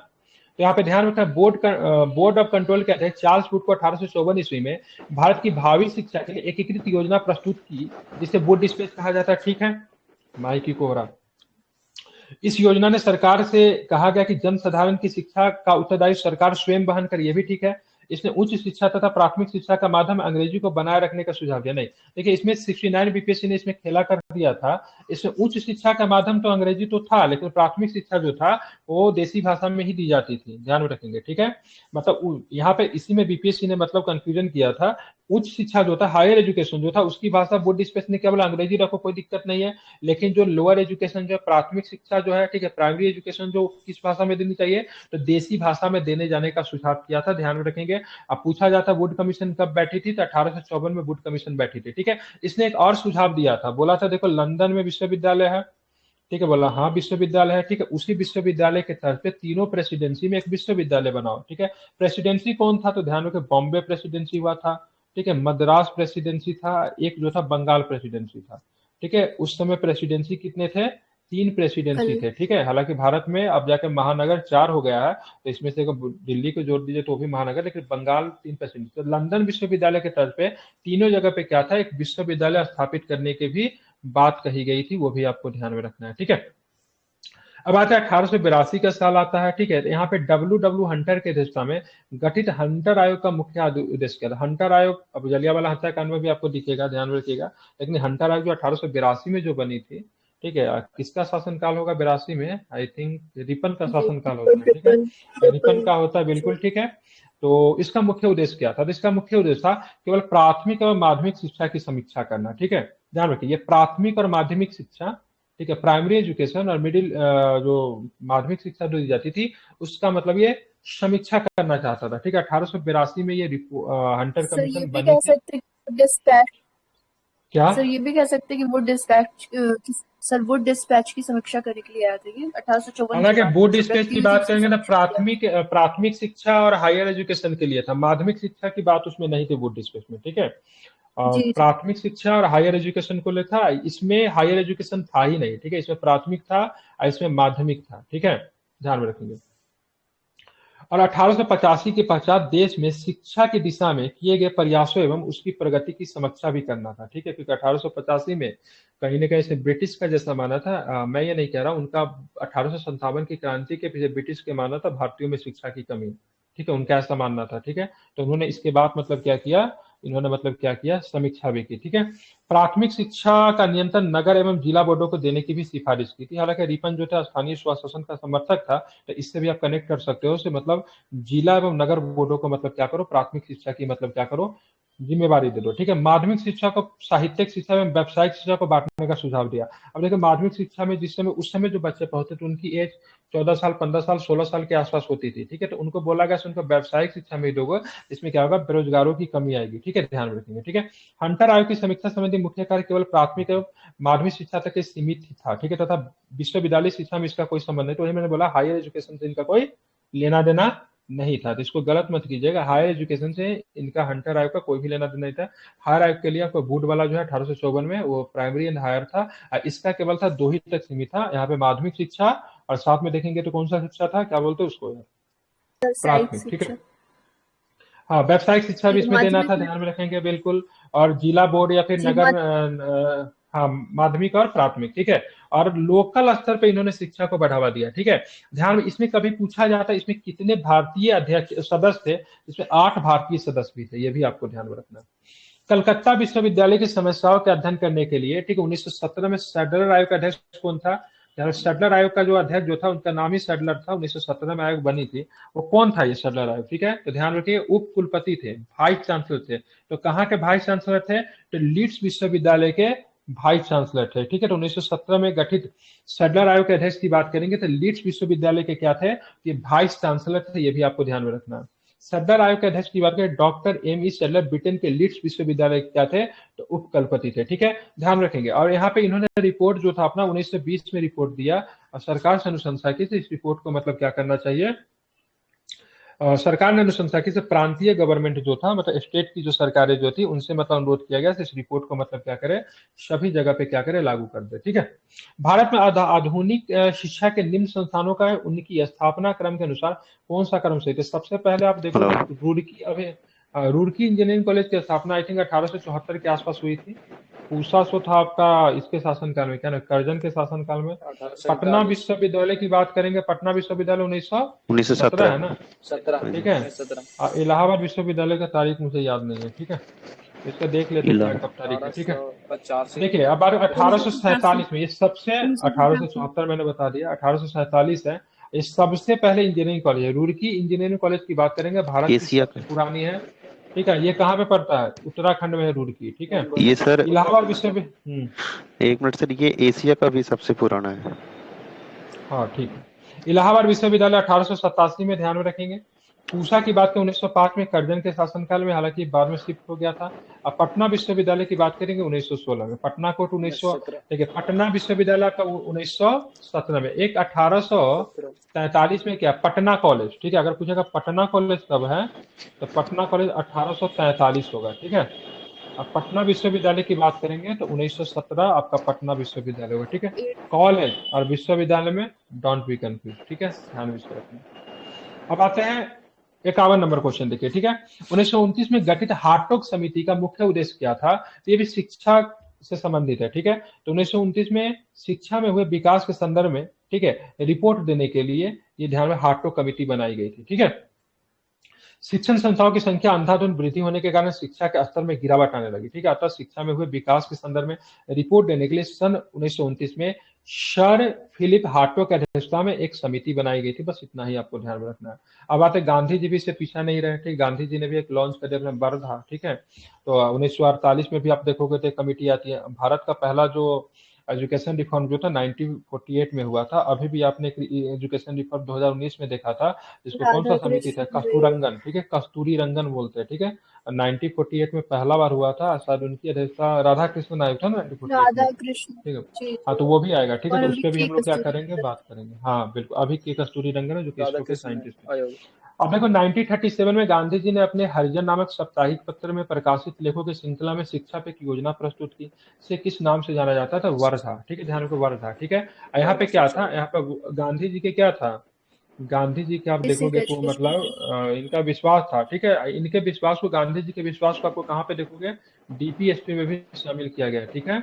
और इसमें क्या था, 6 वर्ष से 11 वर्ष तक के बच्चों को निःशुल्क शिक्षा की व्यवस्था थी, ठीक है। जहाँ के अभी 6 से 14 का तो अभी भी दिया जाता, आपको पता ही होना चाहिए। और 11 से 17 वर्ष के बच्चों के लिए 6 वर्ष का पाठ्यक्रम बनाना था, ये भी ध्यान में रखना।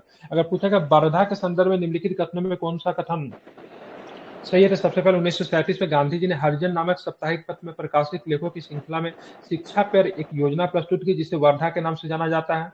6 वर्ष से 11 वर्ष के बच्चों के निःशुल्क शिक्षा की बात थी इसमें। और 11 से 17 वर्ष के बच्चों के लिए 6 वर्ष का पाठ्यक्रम इसमें शामिल किया गया था, ये भी आपको ध्यान में रखेंगे, ठीक है। समझ गया। इसमें, इस योजना में इंटरमीडिएट स्तर को समाप्त करने की भी बात कही गई थी, ठीक है। और उसके बाद आप देखो, माइक बंद कीजिए।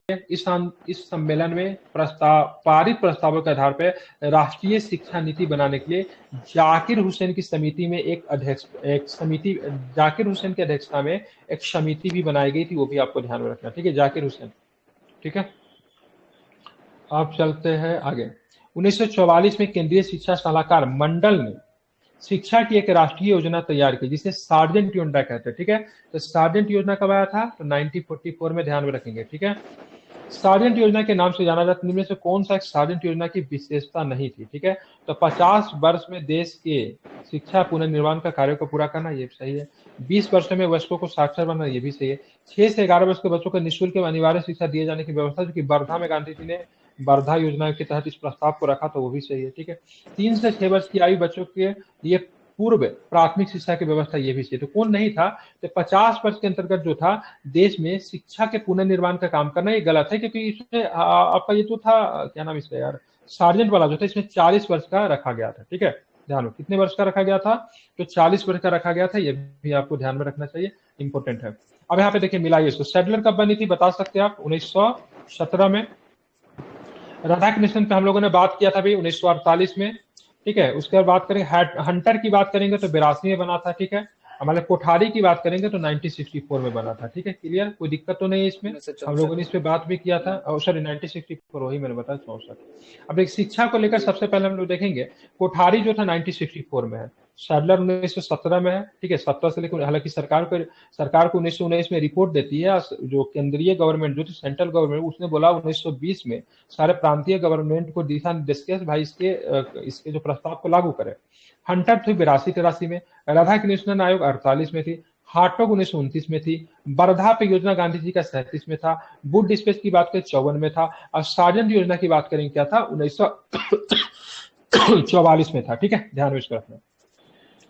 अब राधा कृष्ण आयोग की बात करें, लॉ लिथगो तो होगा ही नहीं, क्योंकि 1948 में तो भाई साहब कौन हो जाएंगे, देश आजाद हो गया था, तो कौन हो सकता है, माउंटबेटन हो सकते हैं ना, डेट टाइम कौन थे, माउंटबेटन थे, है कि नहीं, तो गलत है, ठीक है। सार्जेंट योजना के समय बेबल था, 1944 में बेबल था, ध्यान में रखेंगे।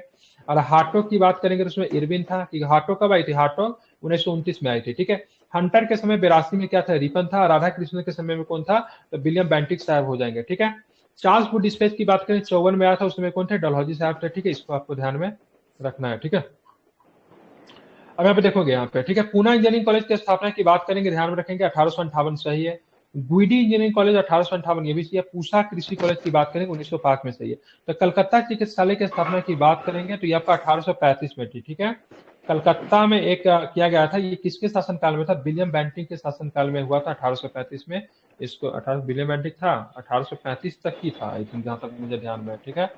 विलियम बेंटिक कब था, 1829 से 35, 1828 विलियम बेंटिक 35 तक की था, हाँ 35 तक की था, तो उसी के शासनकाल में एक चिकित्सा की नींव रखी गई थी, ठीक है। हालांकि ध्यान में रखेंगे, भारत की सबसे पुरानी कॉलेज की बात करें, इंजीनियरिंग कॉलेज 1847 में क्या हो जाएगा, रुड़की हो जाएगा, ठीक है।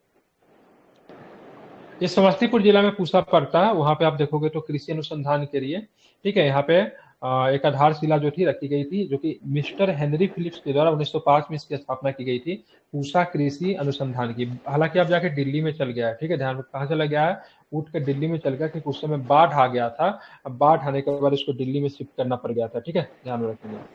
1905 में इसकी आधारशिला लॉर्ड कर्जन के द्वारा रखी गई थी, ठीक है। इसको कब शिफ्ट कर दिया गया दिल्ली में, तो 1936 में इसको दिल्ली में शिफ्ट कर दिया, क्योंकि क्या गया था, बिहार में क्या आता है, बाढ़, ठीक है, इस वजह से अभी भी पूछा के आसपास खूब बाढ़ आती है, ठीक है।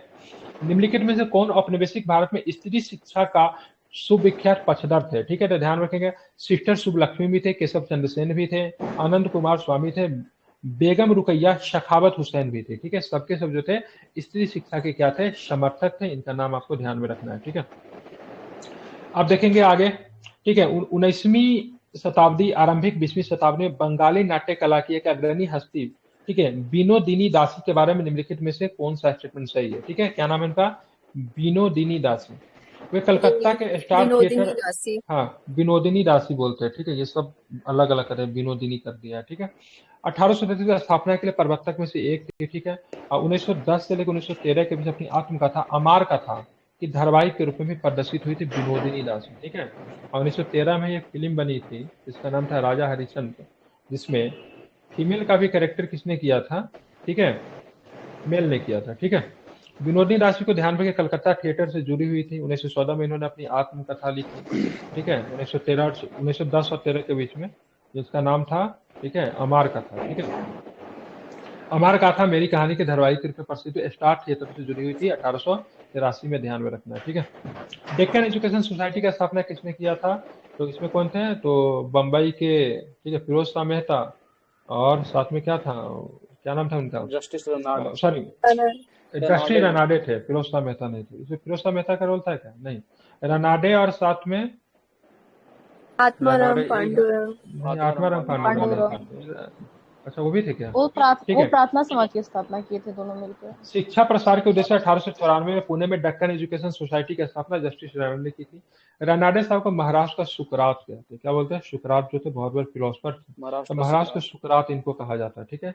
रनाडे ने आत्माराम पांडुरंग के साथ मिलकर प्रार्थना समाज की स्थापना की थी, और प्रार्थना समाज की स्थापना ध्यान में रखेंगे 1867 में रनाडे ने पुणे में सार्वजनिक सभा की स्थापना भी की थी, ये भी आपको ध्यान में रखना है, ठीक है।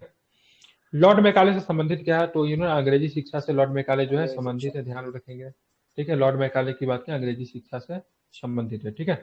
1854 में, ठीक है, भारत की भावी शिक्षा की नीति की विस्तृत योजना बनाई, जो भारतीय शिक्षा का मैग्ना कार्टा कहा जाता है। चार्ल्स वुड का जो ना, चार्ल्स वुड डिस्पैच को भारतीय शिक्षा का क्या कहते हैं, मैग्ना कार्टा कहते हैं। ठीक है, मैग्ना कार्टा। हंटर कमीशन के रिपोर्ट में विकास पर विशेष जोर दिया गया। तो मैंने बताया हंटर कमीशन जो था प्राथमिक शिक्षा पे था, ये भी आपको ध्यान में प्राथमिक रखना शिक्षा है। के लिए। ठीक है, बिल्कुल। अब महिलाओं की शिक्षा पे भी काम किया था, लेकिन विशेष रूप से किस पे था, तो प्राथमिक शिक्षा पे। प्राथमिक ठीक है, शिक्षा। हंटर कमीशन 1942 से भारत की शिक्षा की स्थिति को सर्वेक्षण करने के लिए निर्धारित किया गया। उसने, ठीक है, क्या किया था, तो प्राथमिक शिक्षा पर अधिक बल देते हुए 1854 में विज्ञप्ति का क्या किया था, समर्थन किया था। और 1824 वाला विज्ञप्ति जो था उसका क्या किया था, समर्थन किया था। ध्यान में इसको रखेंगे। ठीक है, इसने कहा प्राथमिक शिक्षा व्यवहारिक एवं देसी भाषा में, धार्मिक शिक्षा को प्रोत्साहित न किया जाए। ठीक है, अभी भी धार्मिक शिक्षा को प्रोत्साहित नहीं किया जाता, ये भी आपको ध्यान में रखना है।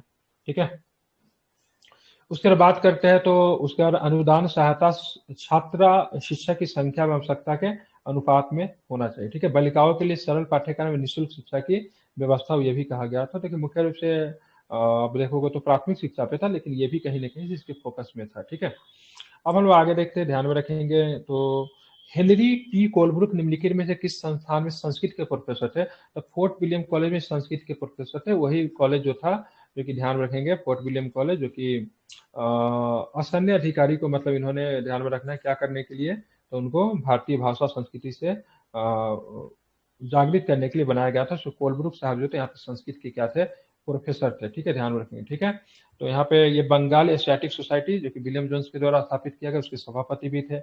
हेनरी टोल ग्रुप कलकत्ता में फोर्ट विलियम कॉलेज के संस्कृत के प्रोफेसर भी थे। बोर्ड ऑफ रेवेन्यू की बात करेंगे तो लंबे समय तक इसके, नहीं, तो 1807 से 14 तक बंगाल के एशियाटिक सोसाइटी के सभापति रहे ना, कॉलेज का स्थापना थोड़ी ने दिया हुआ। ठीक है, 1784 में एशियाटिक सोसाइटी बंगाल का स्थापना किया गया था। बंगाल उसमें 1780 दिया हुआ।